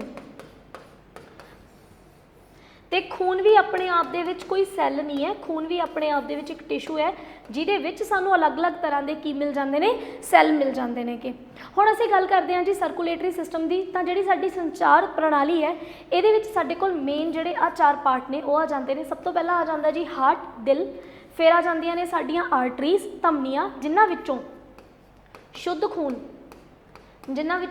ਖੂਨ ਜਾਂ ਤੁਸੀਂ ਕਹੋ ਉਹ ਵਾਲਾ ਖੂਨ ਜੋ ਕਿ ਆਕਸੀਜਨ ਦੇ ਨਾਲ ਭਰਪੂਰ ਹੁੰਦਾ ਆ, ਉਹ ਖੂਨ ਜਾਂਦਾ ਆ। ਫਿਰ ਆਉਂਦੀਆਂ ਨੇ ਜੀ ਸਾਡੀਆਂ ਵੀਨਸ, ਜਿਨ੍ਹਾਂ ਨੂੰ ਅਸੀਂ ਕਹਿ ਦਿੰਦੇ ਆ ਨਾੜੀਆਂ, ਜਾਂ ਹਿੰਦੀ ਦੇ ਵਿੱਚ ਇਹਨਾਂ ਨੂੰ ਸ਼ਿਰਾਵਾਂ ਵੀ ਕਹਿ ਦਿੱਤਾ ਜਾਂਦਾ ਆ। ਇਹਨਾਂ ਦੇ ਵਿੱਚੋਂ ਸਾਡਾ ਕੋਲ ਜਿਹੜਾ ਆਕਸੀਜਨ ਰਹਿਤ ਖੂਨ ਹੁੰਦਾ ਆ, ਯਾਨੀ ਕਿ ਉਹ ਵਾਲਾ ਖੂਨ ਜਿਹਦੇ ਵਿੱਚ ਕਾਰਬਨ ਡਾਈਆਕਸਾਈਡ ਹੁੰਦੀ ਆ, ਉਹ ਵਾਲਾ ਖੂਨ ਚੱਲਦਾ ਆ। ਫਿਰ ਸਾਡੇ ਕੋਲ ਆ ਜਾਂਦਾ ਜੀ ਚੌਥਾ ਸਾਡਾ ਸੰਚਾਰ ਪ੍ਰਣਾਲੀ ਦਾ ਹਿੱਸਾ ਬਲੱਡ, ਜਿਹਨੂੰ ਕਿ ਮੈਂ ਸਭ ਤੋਂ ਪਹਿਲਾਂ ਆਲਰੇਡੀ ਡਿਸਕਸ ਕਰ ਚੁੱਕੀ ਹਾਂ। ਸੋ ਗੱਲ ਕਰਦੇ ਹਾਂ ਜੀ ਹਿਊਮਨ ਹਾਰਟ ਦੀ। ਪਹਿਲਾਂ ਗੱਲ ਕਰਦੇ ਹਾਂ ਕਿ ਹਿਊਮਨ ਹਾਰਟ ਦੇ ਅਸਲ ਦੇ ਵਿੱਚ ਹਿੱਸੇ ਕਿਹੜੇ-ਕਿਹੜੇ ਹੁੰਦੇ ਨੇ। ਤਾਂ ਜਿਹੜਾ ਹਿਊਮਨ ਦਾ ਜਿਹੜਾ ਹਾਰਟ ਹੈ ਇਹਦੇ ਟੋਟਲ 4 ਖਾਨੇ ਹੁੰਦੇ ਨੇ। ਮਤਲਬ ਸਾਡਾ ਜਿਹੜਾ ਹਾਰਟ ਹੈ ਉਹ 4 ਚੈਂਬਰਾਂ ਦੇ ਵਿੱਚ ਡਿਵਾਈਡਡ ਹੈ, ਠੀਕ ਹੈ। 2 ਉੱਪਰ ਵਾਲੇ ਚੈਂਬਰ ਨੇ, 2 ਨੀਚੇ ਵਾਲੇ ਚੈਂਬਰ ਨੇ, ਤੇ ਇਹਨਾਂ ਚੈਂਬਰਾਂ ਨੂੰ ਇੱਕ ਜਿਹੜੀ ਵਾਲ ਆ ਉਹ ਆਪਸ ਦੇ ਵਿੱਚ ਸੈਪਰੇਟ ਕਰ ਦਿੰਦੀ ਆ। ਵਾਲ ਨੂੰ ਅਸੀਂ ਕਹਿ ਦਿੰਦੇ ਹਾਂ ਜੀ ਸੈਪਟਮ। ਤੇ ਆ ਜਿਹੜੇ ਸਾਡੇ ਕੋਲ 4 ਚੈਂਬਰ ਹੈ, ਇਹਨਾਂ 4 ਚੈਂਬਰਾਂ ਬਾਰੇ ਗੱਲ ਕਰਦੇ ਆ। ਇਹਨਾਂ ਵਿੱਚੋਂ 2 ਚੈਂਬਰ ਉਹ ਨੇ ਜਿਨ੍ਹਾਂ ਵਿੱਚ ਸਾਡੇ ਕੋਲ ਆਕਸੀਜਨ ਰਹਿਤ ਖੂਨ ਹੋਊਗਾ, ਤੇ 2 ਚੈਂਬਰ ਉਹ ਨੇ ਜਿਨ੍ਹਾਂ ਵਿੱਚ ਸਾਡੇ ਕੋਲ ਆਕਸੀਜਨ ਦੇ ਨਾਲ ਭਰਪੂਰ ਜਿਹੜਾ ਖੂਨ ਹੈ ਉਹ ਹੋਊਗਾ। ਇਹਦਾ ਮਤਲਬ ਹਾਰਟ ਜਿਹੜਾ ਆ, ਦਿਲ ਜਿਹੜਾ ਆ, ਉਹ ਇੱਕ ਸਮੇਂ ਦੇ ਉੱਤੇ ਸ਼ੁੱਧ ਤੇ ਅਸ਼ੁੱਧ ਖੂਨ ਨੂੰ ਨਾਲ ਲੈ ਕੇ ਚੱਲਦਾ। ਤੇ ਇਸੇ ਚੀਜ਼ ਨੂੰ ਰੋਕਣ ਕਰਕੇ, ਕਿਉਂਕਿ ਦੇਖੋ ਸਾਡਾ ਜਿਹੜਾ ਸ਼ੁੱਧ ਖੂਨ ਹੈ ਤੇ ਜਿਹੜਾ ਅਸ਼ੁੱਧ ਖੂਨ ਹੈ, ਜਿਹਨੂੰ ਕਿ ਰੈੱਡ ਕਲਰ ਦੇ ਨਾਲ ਸ਼ੁੱਧ ਤੇ ਬਲੂ ਕਲਰ ਦੇ ਨਾਲ ਅਸ਼ੁੱਧ ਨਾਲ ਜਤਾਇਆ ਗਿਆ ਆ, ਇਹ ਚੀਜ਼ ਬਹੁਤ ਜ਼ਿਆਦਾ ਜ਼ਰੂਰੀ ਹੈ ਕਿ ਕਿਤੇ ਇਹ ਵਾਲੇ ਦੋਨੋਂ ਦੇ ਦੋਨੋਂ ਜਿਹੜੇ ਖੂਨ ਨੇ ਇਹ ਆਪਸ 'ਚ ਮਿਕਸ ਨਾ ਹੋ ਜਾਣ। ਸੋ ਇਸ ਕਰਕੇ ਜਿਹੜੇ ਇਹ 4 ਚੈਂਬਰ ਹੁੰਦੇ ਨੇ, ਇਹਨਾਂ ਚੈਂਬਰਾਂ ਦੇ ਵਿੱਚ ਇੱਥੇ ਤਾਂ ਭਾਵੇਂ ਇੱਕ ਪਾਰਟੀਸ਼ਨ ਹੁੰਦੀ ਆ, पर इत्थे साडे कोल जिहड़े वाल लगे हुंदे ने, ਉਹ ਜਿਹੜੇ ਵਾਲ ਹੁੰਦੇ ਨੇ ਜਿਨ੍ਹਾਂ ਨੂੰ ਅੰਗਰੇਜ਼ੀ 'ਚ ਵਾਲਵ ਕਹਿ ਦਿੰਦੇ ਆ, ਉਹ ਇਸ ਗੱਲ ਨੂੰ ਇਨਸ਼ੋਰ ਕਰਦੇ ਨੇ ਕਿ ਬਸ ਉਦੋਂ ਹੀ ਆਦਾਨ ਪ੍ਰਦਾਨ ਹੋਵੇ ਖੂਨ ਦਾ ਇੱਕ ਚੈਂਬਰ ਤੋਂ ਦੂਸਰੇ ਚੈਂਬਰ ਤੱਕ ਜਦੋਂ ਅਲਾਓ ਕੀਤਾ ਜਾਵੇ। ਐ ਨਹੀਂ ਹੈਗਾ ਵੀ ਇੱਥੋਂ ਵਾਲਾ ਜਿਹੜਾ ਖੂਨ ਆ ਉਹ ਇੱਧਰ ਆਪਣੇ ਆਪ ਹੀ ਭੱਜਿਆ ਫਿਰੂਗਾ। ਸੋ ਉਸ ਚੀਜ਼ ਨੂੰ ਇਨਸ਼ੋਰ ਕਰਨ ਲਈ ਹਾਰਟ ਦੀ ਜਿਹੜੀ ਸਟਰਕਚਰ ਹੈ ਉਹ ਬਹੁਤ ਜ਼ਿਆਦਾ ਇੱਕ ਕੰਪਲੈਕਸਿਟੀ ਸਟਰਕਚਰ ਹੁੰਦੀ ਹੈ। ਸੋ ਗੱਲ ਕਰਦੇ ਹਾਂ ਜੀ, ਸਾਡੇ ਕੋਲ ਆਉਂਦੀ ਹੈ ਸਭ ਤੋਂ ਪਹਿਲਾਂ ਆ ਜਾਂਦਾ ਸਾਡੇ ਕੋਲ ਅਰੋਟਾ, ਫਿਰ ਸਾਡੇ ਕੋਲ ਆਹ ਵਾਲਾ ਜਿਹੜਾ ਪਾਰਟ ਹੈ ਇਹਨੂੰ ਕਹਿੰਦੇ ਨੇ ਪਲਮੋਨਰੀ ਆਰਟਰੀ, ਠੀਕ ਹੈ। ਤੇ ਪਲਮੋਨਰੀ ਆਰਟਰੀ ਇੱਕ ਕੱਲੀ ਇਹੋ ਜਿਹੀ ਆਰਟਰੀ ਆ ਜਿਹਦੇ ਵਿੱਚ ਅਸ਼ੁੱਧ ਖੂਨ ਵਹਿੰਦਾ। ਮੈਂ ਤੁਹਾਨੂੰ ਦੱਸਿਆ ਸੀਗਾ ਕਿ ਜਿੰਨੀਆਂ ਵੀ ਧਮਨੀਆਂ ਹੁੰਦੀਆਂ ਨੇ, ਆਰਟਰੀਜ਼ ਹੁੰਦੀਆਂ ਨੇ, ਉਹਨਾਂ ਦੇ ਵਿੱਚ ਸ਼ੁੱਧ ਖੂਨ ਜਿਹੜਾ ਆ ਉਹ ਵਗਦਾ ਆ, ਠੀਕ ਹੈ। ਸ਼ੁੱਧ ਖੂਨ ਵਗਣ ਤੋਂ ਮੇਰਾ ਮਤਲਬ ਹੈ ਆਕਸੀਜਨ ਦੇ ਨਾਲ ਜਿਹੜਾ ਭਰਪੂਰ ਖੂਨ ਹੁੰਦਾ। ਲੇਕਿਨ ਸਾਡੇ ਸਰੀਰ ਦੇ ਵਿੱਚ ਪਲਮੋਨਰੀ ਆਰਟਰੀ ਇਕਲੌਤੀ ਇਹੋ ਜਿਹੀ ਆਰਟਰੀ ਹੈ, ਇਹ ਇੱਕ ਕੱਲੀ ਇਹੋ ਜਿਹੀ ਜਿਹੜੀ ਆ ਸਾਡੇ ਕੋਲ ਆਰਟਰੀ ਆ ਜਿਹਦੇ ਵਿੱਚ ਸਾਡੇ ਕੋਲ ਡੀਆਕਸੀਜਨੇਟਡ ਬਲੱਡ ਯਾਨੀ ਕਿ ਅਸ਼ੁੱਧ ਖੂਨ ਦਾ ਦੌਰਾ ਹੁੰਦਾ ਆ। ਇਹਦੇ ਆਪੋਜ਼ਿਟ ਸਾਡੇ ਕੋਲ ਜਿਹੜੀ ਪਲਮੋਨਰੀ ਵੀਨ ਹੁੰਦੀ ਆ, ਇਹ ਇੱਕ ਅਜਿਹੀ ਸਾਡੇ ਕੋਲ ਵੀਨ ਆ ਜਿਹੜੀ ਬਾਕੀ ਵੀਨਸ ਦੇ ਆਪੋਜ਼ਿਟ ਹੈ, ਯਾਨੀ ਕਿ ਬਾਕੀ ਵੀਨਸ ਦੇ ਵਿੱਚ ਜੇ ਅਸ਼ੁੱਧ ਖੂਨ ਵਗਦਾ ਆ ਤਾਂ ਇਸ ਕੱਲੀ ਜਿਹੜੀ ਵੀਨ ਹੈ ਇਹਦੇ ਵਿੱਚ ਸਾਡੇ ਕੋਲ ਸ਼ੁੱਧ ਖੂਨ ਦਾ ਦੌਰਾ ਹੁੰਦਾ ਆ। ਅੱਗੇ ਤੁਹਾਡੇ ਕੋਲ ਆ ਦਿਖ ਰਿਹਾ ਹੋਊਗਾ ਜੀ, ਆਹ ਸਾਡੇ ਕੋਲ ਹੈਗਾ ਇਨਫੀਰੀਅਰ ਵੈਨਾ ਕਾਵਾ, ਜਿਹਦਾ ਮੇਨ ਫੰਕਸ਼ਨ ਇਹ ਹੈ ਕਿ ਸਾਡੇ ਸਰੀਰ ਦੇ ਨਿਚਲੇ ਜਿਹੜੇ ਅੰਗ ਨੇ, ਹਾਰਟ ਤੋਂ ਨੀਚੇ ਵਾਲੇ ਜਿੰਨੇ ਵੀ ਅੰਗ ਨੇ, ਉਹਨਾਂ ਵਿੱਚੋਂ ਜਿਹੜਾ ਡੀਆਕਸੀਜਨੇਟਡ ਬਲੱਡ ਹੈ, ਉਹਨਾਂ ਵਿੱਚੋਂ ਜਿਹੜਾ ਅਸ਼ੁੱਧ ਖੂਨ ਹੈ ਉਹ ਇਸ ਰਾਹੀਂ ਹਾਰਟ ਦੇ ਵਿੱਚ ਐਂਟਰ ਕਰਦਾ ਆ। ਤੇ ਜਿਹੜੀ ਸਾਡੇ ਕੋਲ ਹੁੰਦੀ ਹੈ ਉਹ ਸੁਪੀਰੀਅਰ ਵੈਨਾ ਕੈਵਾ, ਇਹ ਸਾਡੇ ਸਰੀਰ ਦੇ ਜਿਹੜੇ ਉੱਪਰਲੇ ਅੰਗ ਨੇ, ਯਾਨੀ ਕਿ ਬ੍ਰੇਨ ਹੋ ਗਿਆ, ਕੰਨ ਹੋ ਗਏ, ਅੱਖਾਂ ਹੋ ਗਈਆਂ, ਇਹਨਾਂ ਵਿੱਚੋਂ ਜਿਹੜਾ ਸਾਡੇ ਕੋਲ ਡੀਆਕਸੀਜਨੇਟਡ ਬਲੱਡ ਹੁੰਦਾ ਆ, ਇਹਨਾਂ ਵਿੱਚੋਂ ਜਿਹੜਾ ਅਸ਼ੁੱਧ ਖੂਨ ਹੁੰਦਾ ਆ ਉਹ ਹਾਰਟ ਦੇ ਵਿੱਚ ਐਂਟਰ ਕਰਦਾ ਆ ਸੁਪੀਰੀਅਰ ਵੈਨਾ ਕੈਵਾ ਤੋਂ। ਦੈਨ ਸਾਡੇ ਕੋਲ ਆ ਜਾਂਦਾ ਆ ਜੀ ਰਾਈਟ ਐਟਰੀਅਮ, ਠੀਕ ਹੈ, ਲੈਫਟ ਐਟਰੀਅਮ, ਠੀਕ ਹੈ, ਜਿਹੜੇ ਕਿ ਮੇਰੇ ਕੋਲ ਆਹ ਵਾਲੇ ਦੋ ਹਿੱਸੇ ਨੇ, ਰਾਈਟ ਐਟਰੀਅਮ ਐਂਡ ਲੈਫਟ ਐਟਰੀਅਮ। ਫਿਰ ਮੇਰੇ ਕੋਲ ਨੀਚੇ ਆ ਜਾਂਦੇ ਨੇ ਜੀ ਰਾਈਟ ਵੈਂਟਰੀਕਲ ਐਂਡ ਲੈਫਟ ਵੈਂਟਰੀਕਲ। ਤੇ ਜਿਹੜੀ ਮੈਂ ਗੱਲ ਕੀਤੀ ਸੀ ਇਹਨਾਂ ਦੇ ਵਾਲਵਸ ਦੀ, ਉਹ ਵਾਲਵਸ ਮੈਂ ਇੱਥੇ ਤੁਹਾਨੂੰ ਇਸ ਪਿਕਚਰ ਦੇ ਵਿੱਚ ਦੱਸੂਗੀ ਵੀ ਆਹ ਦੇਖੋ, ਇੱਥੇ ਆਪਣੇ ਕੋਲ ਆਹ ਦੋ ਵਾਲਵ ਜਿਹੜੇ ਨੇ, ਇੱਧਰ ਵੀ ਆ ਜਿਹੜੇ ਦੋ ਵਾਲਵ ਨੇ ਇਹ ਪਏ ਨੇ, ਇਹ ਇਨਸ਼ੋਰ ਕਰਨਗੇ ਕਿ ਬਲੱਡ ਜਿਹੜਾ ਆ, ਕਿਉਂਕਿ ਇਹ ਵਾਲਵ ਉਦੋਂ ਬੰਦ ਹੋ ਜਾਣਗੇ ਜਦੋਂ ਬਲੱਡ ਦਾ ਆਦਾਨ ਪ੍ਰਦਾਨ ਨਹੀਂ ਕਰਨਾ, ਉਦੋਂ ਖੁੱਲ੍ਹ ਜਾਣਗੇ ਜਦੋਂ ਬਲੱਡ ਇੱਕ ਚੈਂਬਰ ਤੋਂ ਦੂਸਰੇ ਚੈਂਬਰ ਦੇ ਵਿੱਚ ਜਾਣਾ ਹੋਊਗਾ। ਸੋ ਇੱਥੇ ਤਾਂ ਮੈਂ ਬਲੱਡ ਦੀ ਜਿਹੜੀ ਇੱਕ ਮੇਜਰ ਮਤਲਬ ਕਿ ਜਿਹੜੀਆਂ ਡਿਫਰੈਂਟ ਚੀਜ਼ਾਂ ਨੇ ਇੱਕ ਬਲੱਡ ਦੇ ਵਿੱਚ ਉਹ ਦੇਖੀਆਂ ਨੇ। ਇਹਨੂੰ ਪੰਜਾਬੀ ਦੇ ਵਿੱਚ ਵੀ ਇੱਕ ਵਾਰ ਦੇਖ ਲੈਂਦੇ ਹਾਂ ਕਿ ਸਾਡੇ ਕੋਲ ਜਿਹੜੀਆਂ ਪਲਮੋਨਰੀ ਆਰਟਰੀ ਤੇ ਪਲਮੋਨਰੀ ਵੀਨਸ ਨੇ, ਇਹ ਬੇਸਿਕਲੀ ਕੀ ਨੇ, ਸਾਡੇ ਫੇਫੜੇ ਦੀਆਂ ਧਮਨੀਆਂ ਜਾਂ ਫੇਫੜੇ ਦੀਆਂ ਜਿਹੜੀਆਂ ਸ਼ਿਰਾਵਾਂ ਹੁੰਦੀਆਂ ਨੇ। ਉਸ ਤੋਂ ਬਾਅਦ ਸਾਡੇ ਕੋਲ ਆ ਜਾਂਦੀ ਹੈ ਜੀ ਮਹਾਧਮਣੀ, ਠੀਕ ਹੈ, ਮਹਾਧਮਣੀ ਜਿਹਨੂੰ ਕਿ ਅਰੋਟਾ ਕਹਿ ਦਿੰਦੇ ਆ। ਮਹਾਧਮਣੀ ਤੋਂ ਬਾਅਦ ਸਾਡੇ ਕੋਲ ਸੱਜਾ ਔਰੀਕਲ ਤੇ ਖੱਬਾ ਔਰੀਕਲ ਆ ਗਿਆ, ਖੱਬਾ ਵੈਂਟਰੀਕਲ ਤੇ ਸੱਜਾ ਵੈਂਟਰੀਕਲ ਆ ਗਿਆ। ਉਸ ਤੋਂ ਬਾਅਦ ਜਿਹੜੀ ਆ ਸੈਪਟਮ ਹੈ, ਜਿਹਨੂੰ ਇੰਗਲਿਸ਼ ਦੇ ਵਿੱਚ ਅਸੀਂ ਸੈਪਟਮ ਕਿਹਾ ਸੀਗਾ, ਉਹ ਸੈਪਟਮ ਇੱਥੇ ਮੈਂਸ਼ਨ ਨਹੀਂ ਹੈ, ਇੱਥੇ ਸੈਪਟਮ ਹੁੰਦੀ ਹੈ। ਉਸੇ ਸੈਪਟਮ ਨੂੰ ਅਸੀਂ ਪੰਜਾਬੀ ਦੇ ਵਿੱਚ ਪਰਦਾ ਦੀਵਾਰ ਕਹਿੰਦੇ ਆ, ਜਿਹੜੇ ਕਿ ਇਹਨਾਂ ਚੈਂਬਰਾਂ ਨੂੰ ਆਪਸ ਦੇ ਵਿੱਚ ਡਿਵਾਈਡ ਕਰਨ ਦਾ ਕੰਮ ਕਰਦੀ ਹੈ। ਸੋ ਇੱਥੋਂ ਤਾਂ ਮੈਨੂੰ ਇੱਕ ਹਾਰਟ ਦਾ ਜਿਹੜਾ ਬੇਸਿਕ ਜਿਹਾ ਆਈਡੀਆ ਸੀ ਉਹ ਹੋ ਗਿਆ। ਹੁਣ ਮੈਂ ਆਪਣੇ ਸਰਕੂਲੇਟਰੀ ਸਿਸਟਮ ਨੂੰ ਸਮਝਣ ਦੀ ਕੋਸ਼ਿਸ਼ ਕਰੂੰਗੀ ਇੱਕ ਫਲੋ ਚਾਰਟ ਦੇ ਰਾਹੀਂ। ਤੇ ਇਸ ਫਲੋ ਚਾਰਟ ਨੂੰ ਮੈਂ ਅਗਰ ਤੁਹਾਨੂੰ ਸਲੀਕੇ ਨਾਲ ਸਮਝਾਉਣ ਦੇ ਵਿੱਚ ਕਾਮਯਾਬ ਹੋਗੀ ਤਾਂ ਸਰਕੂਲੇਟਰੀ ਸਿਸਟਮ ਦਾ ਜਿਹੜਾ ਪੂਰਾ ਦਾ ਪੂਰਾ ਇੱਕ ਡਾਇਰੈਕਸ਼ਨ ਹੈ ਉਹ ਸਾਡੇ ਦਿਮਾਗ ਦੇ ਵਿੱਚ ਬੈਠ ਜੂਗੀ। ਸੋ ਗੱਲ ਕਰਦੇ ਹਾਂ ਜੀ ਲੰਗਸ ਤੋਂ। ਤਾਂ ਲੰਗਸ ਜਿਹੜੇ ਨੇ, ਫੇਫੜਿਆਂ ਨੇ ਕੀ ਕੰਮ ਕੀਤਾ ਸੀਗਾ, ਫੇਫੜਿਆਂ ਨੇ ਆਕਸੀਜਨ ਲਿਆਂਦੀ ਸੀ। ਹੁਣ ਫੇਫੜਿਆਂ ਦੇ ਵਿੱਚੋਂ ਜਿਹੜੀ ਆਕਸੀਜਨ ਆ ਉਹ ਕਿਹਦੇ ਵਿੱਚ ਆ ਜਾਂਦੀ ਹੈ ਜੀ, ਪਲਮੋਨਰੀ ਵੀਨ ਦੇ ਵਿੱਚ, ਯਾਨੀ ਕਿ ਸਾਡੀਆਂ ਜਿਹੜੀਆਂ ਫੇਫੜੇ ਦੀਆਂ ਸ਼ਿਰਾਵਾਂ ਹੁੰਦੀਆਂ ਨੇ, ਇਹਨਾਂ ਵਿੱਚੋਂ ਆਕਸੀਜਨੇਟਡ ਜਿਹੜਾ ਬਲੱਡ ਹੈ, ਸਾਫ਼ ਖੂਨ ਹੈ, ਠੀਕ ਹੈ, ਉਹ ਆਏਗਾ। ਸਾਫ਼ ਖੂਨ ਜਿਹੜਾ ਆ ਪਲਮੋਨਰੀ ਵੀਨ ਤੋਂ ਕਿਹਦੇ ਵਿੱਚ ਜਾਊਗਾ, ਸਾਡੇ ਲੈਫਟ ਐਟਰੀਅਮ ਦੇ ਵਿੱਚ, ਸਾਡੇ ਖੱਬੇ ਐਟਰੀਅਮ ਦੇ ਵਿੱਚ। ਸੋ ਖੱਬੇ ਐਟਰੀਅਮ ਤੋਂ ਦੇਖੋ, ਫੇਫੜੇ ਤੋਂ ਪਲਮੋਨਰੀ ਵੀਨ ਤੋਂ ਲੈਫਟ ਐਟਰੀਅਮ ਦੇ ਵਿੱਚ ਜਦੋਂ ਸਾਡਾ ਆਕਸੀਜਨੇਟਡ ਬਲੱਡ ਐਂਟਰ ਕਰ ਜਾਂਦਾ ਆ, ਦੈਨ ਉਸ ਤੋਂ ਬਾਅਦ ਉਹ ਜਾਂਦਾ ਆ ਸਾਡੇ ਲੈਫਟ ਵੈਂਟਰੀਕਲ ਦੇ ਵਿੱਚ। ਲੈਫਟ ਵੈਂਟਰੀਕਲ ਦੇ ਵਿੱਚ ਜਾਣ ਤੋਂ ਬਾਅਦ ਜਿਹੜਾ ਇਹ ਆਕਸੀਜਨੇਟਡ ਬਲੱਡ ਹੈ, ਇਹ ਅਰੋਟਾ ਦੇ ਥਰੂ ਸਾਡੇ ਡਿਫਰੈਂਟ ਬੋਡੀਜ਼ ਦੇ ਟਿਸ਼ੂਜ਼ ਨੂੰ या कोशिकावां यानी कि डिफरेंट टिश्यूज़ ते सैल्स नूं मिलदा आ, कोशिकावां नूं मिलदा आ, जिथे इस ऑक्सीजनेटेड ब्लड नूं यूज़ किया जाता है उन्हां कोशिकावां दे वल्लों अपने फंक्शनस वास्ते, अपने कम्मां वास्ते। उस तो बाद साडे जिहड़े शरीर की वैना कैवा हुंदी है, यानी कि हुण एक चीज़ होर, अरोटा तो बाद ना जिहड़े साडे पूरे दे पूरे शरीर दे विच आर्टरीज़ जिहड़ियां ने वो फैलियां हुंदियां नेगियां, धमनियां जिहड़ियां ने वो फैलियां हुंदियां ने, ते इन्हां धमनियां दे राहीं पूरे दे पूरे शरीर नूं जिहड़ा ऑक्सीजनेटेड ब्लड है वो मिल जाता है।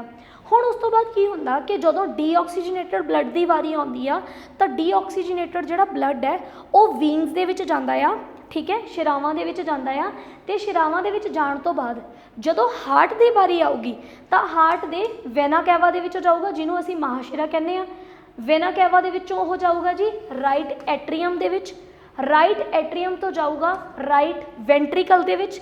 उस तो बाद साडी जिहड़ी पल्मोनरी आर्टरी हुंदी आ, जिहड़ी कि इकलौती इहो जी धमनी आ जिहदे विच डीऑक्सीजनेटेड ब्लड अशुद्ध जिहड़ा खून है वो वगदा आ, ते वो जिहड़ा खून है वो दोबारा लंग्स तक अप्रोच करदा आ, सो दैट कि उहनूं उत्थों ऑक्सीजन मिल सके।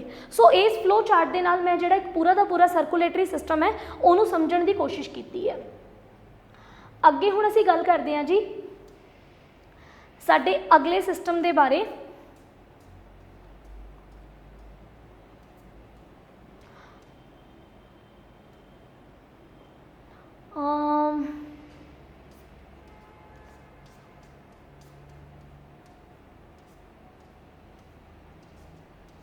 अगला सिस्टम आ जाता जी साडा पाचन प्रणाली का सिस्टम, जिन्हों कि असीं डाइजैसटिव सिस्टम के नाम तो भी जानते हैं। तो हुण जिहड़ा ये डाइजैसटिव सिस्टम है ये सानू बहुत ही ज़्यादा सुखाला एक सिस्टम लगता है, कारण क्योंकि छोटे हुंदे तो जो साइंस पढ़नी शुरू की है उदों तो पाचन प्रणाली जिहड़ी है पढ़ाई जा रही है। सो पाचन प्रणाली अपने आप दे विच की आ, साडे शरीर नूं अपनियां वख-वख क्रियावां करन दे लई एनर्जी की जरूरत हुंदी है, ऊर्जा की जरूरत हुंदी है, ते वो ऊर्जा असी जिहड़ी है वो फूड खा के, भोजन खा के प्राप्त करते हैं। हुण तुसीं भोजन खाया तो उस भोजन नूं शरीर ने तोड़ के उहदे विचों जिहड़े जरूरी चीज़ां सीगियां शरीर ने कढ लियां, ते जिहड़ियां बाकी बचियां होईयां चीज़ां ने जिन्हां दी शरीर नूं बिल्कुल भी जरूरत नहीं है उन्हां नूं शरीर ने शरीर तो बाहर कढ़ता। सो इस पूरे दे पूरे प्रोसैस नूं असीं पाचन प्रणाली दे विच पढ़दे हां।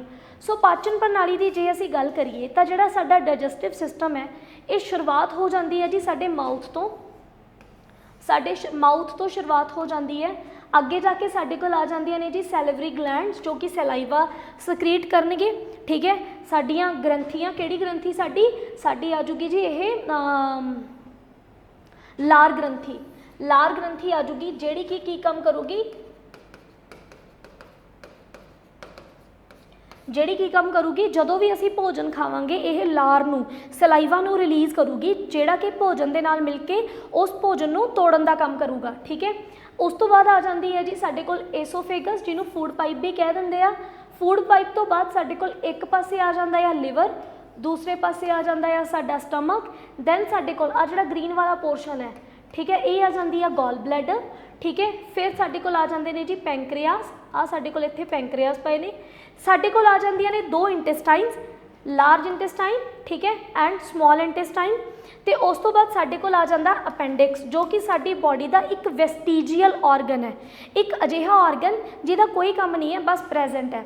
उस तो बाद आ जाता जी रैक्टम, तो फिर आ जाती है एनस। पंजाबी दे विच जे असीं गल करिए तो साडे कोल मूँह दे विच साडे कोल एक तो जीभ ते साडियां जिहड़ियां लार ग्रंथियां ने ये बहुत ज़्यादा जरूरी हो जांदियां ने। अगे गल करते हैं जी भोजन नली, जिन्हों अंग्रेजी दे विच मैं एसोफेगस या फिर फूड पाइप के नाम तो जानती हाँ। दैन मेरे को आ जाता है जी मेरा लिवर जिन्हों कि जिगर के नाम तो जानिया जाता है।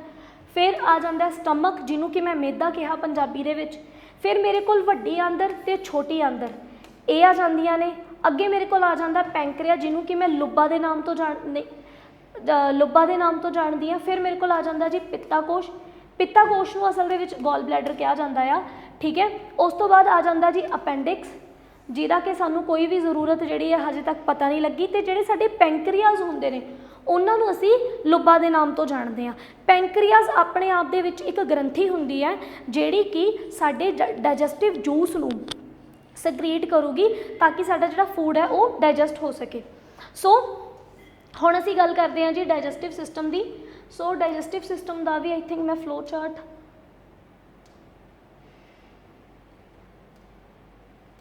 डाइजेस्टिव सिस्टम, चलो डाइजेस्टिव सिस्टम ਨੂੰ ਅਸੀਂ ਇਸੇ ਤਰੀਕੇ ਨਾਲ ਸਮਝਣ ਦੀ ਕੋਸ਼ਿਸ਼ ਕਰਦੇ ਹਾਂ। ਜਦੋਂ ਵੀ ਅਸੀਂ ਕੋਈ ਖਾਣਾ ਖਾਂਦੇ ਹਾਂ ਤਾਂ ਖਾਣਾ ਖਾਣ ਤੋਂ ਬਾਅਦ ਦੰਦ ਜਿਹੜੇ ਹੁੰਦੇ ਨੇ ਉਹ ਉਸ ਖਾਣੇ ਨੂੰ ਚਿੱਥ ਕੇ, ਚੱਬ ਕੇ, ਚੂਇੰਗ ਕਰਕੇ ਛੋਟੇ ਹਿੱਸਿਆਂ ਦੇ ਵਿੱਚ ਡਿਵਾਈਡ ਕਰ ਦਿੰਦੇ ਆ। ਉਸ ਤੋਂ ਬਾਅਦ ਜੀਭ ਜਿਹੜੀ ਆ ਉਹ ਇਸ ਗੱਲ ਨੂੰ ਇਨਸ਼ੋਰ ਕਰਦੀ ਆ ਕਿ ਉਸ ਫੂਡ, ਜਿੰਨਾ ਵੀ ਅਸੀਂ ਫੂਡ ਇੱਕ ਟਾਈਮ ਦੇ ਖਾਇਆ ਆ, ਉਸ ਫੂਡ ਨੂੰ ਲਾਰ ਦੇ ਨਾਲ ਚੰਗੀ ਤਰ੍ਹਾਂ ਮਿਕਸ ਕੀਤਾ ਜਾ ਸਕੇ। ਉਸ ਤੋਂ ਬਾਅਦ ਜਿਹੜਾ ਭੋਜਨ ਹੈ ਉਹ ਭੋਜਨ ਨਲੀ ਯਾਨੀ ਕਿ ਏਸੋਫੇਗਸ ਦੇ ਵਿੱਚ ਜਾਂਦਾ ਹੈ। ਅਤੇ ਏਸੋਫੇਗਸ ਜਿਹੜੀ ਹੁੰਦੀ ਹੈ ਨਾ, ਉਹਦੀ ਸਟਰਕਚਰ ਕੁਝ ਇਸ ਤਰ੍ਹਾਂ ਜਿਹੀ ਹੁੰਦੀ ਆ। ਕਹਿਣ ਦਾ ਮਤਲਬ ਕੀ ਹੈ ਕਿ ਜਦੋਂ ਫੂਡ ਜਾਂਦਾ ਆ ਇਹਦੇ ਵਿੱਚ ਪ੍ਰਪਲਸ਼ਨਸ ਹੁੰਦੀਆਂ ਨੇ, ਮੂਵਮੈਂਟ ਹੁੰਦੀ ਹੈ ਕੁਝ ਇਸ ਤਰ੍ਹਾਂ ਦੀ, ਜਿਹੜੀ ਕਿ ਭੋਜਨ ਨੂੰ ਨੀਚੇ ਵੱਲ ਨੂੰ ਧਕੇਲਣ ਦਾ ਕੰਮ ਕਰਦੀ ਹੈ। ਸੋ ਉਸ ਤੋਂ ਬਾਅਦ ਕੀ ਹੁੰਦਾ ਆ, ਉਸ ਤੋਂ ਬਾਅਦ ਸਾਡੇ ਕੋਲ ਜਿਹੜਾ ਸਾਡਾ ਜਿਹੜਾ ਏਸੋਫੇਗਸ ਹੈ, ਏਸੋਫੇਗਸ ਤੋਂ ਬਾਅਦ ਸਾਡੇ ਕੋਲ ਜਿਹੜਾ ਫੂਡ ਹੈ ਉਹ ਜਾਂਦਾ ਹੈ ਜੀ ਸਾਡੇ ਸਟਮਕ ਦੇ ਵਿੱਚ, ਸਾਡੇ ਮੈਦੇ ਦੇ ਵਿੱਚ। ਅਤੇ ਸਟਮਕ ਦੇ ਵਿੱਚ ਸਾਡੇ ਕੋਲ 3 ਚੀਜ਼ਾਂ ਜਿਹੜੀਆਂ ਨੇ ਉਹ ਬਹੁਤ ਜ਼ਿਆਦਾ ਜ਼ਰੂਰੀ ਨੇ। ਇੱਕ ਤੇ ਆ ਜਾਂਦਾ ਹੈ ਇੱਕ ਐਂਜ਼ਾਈਮ, ਜਿਹਨੂੰ ਕਿ ਅਸੀਂ ਪੈਪਸਿਨ ਦੇ ਨਾਮ ਤੋਂ ਜਾਣਦੇ ਹਾਂ।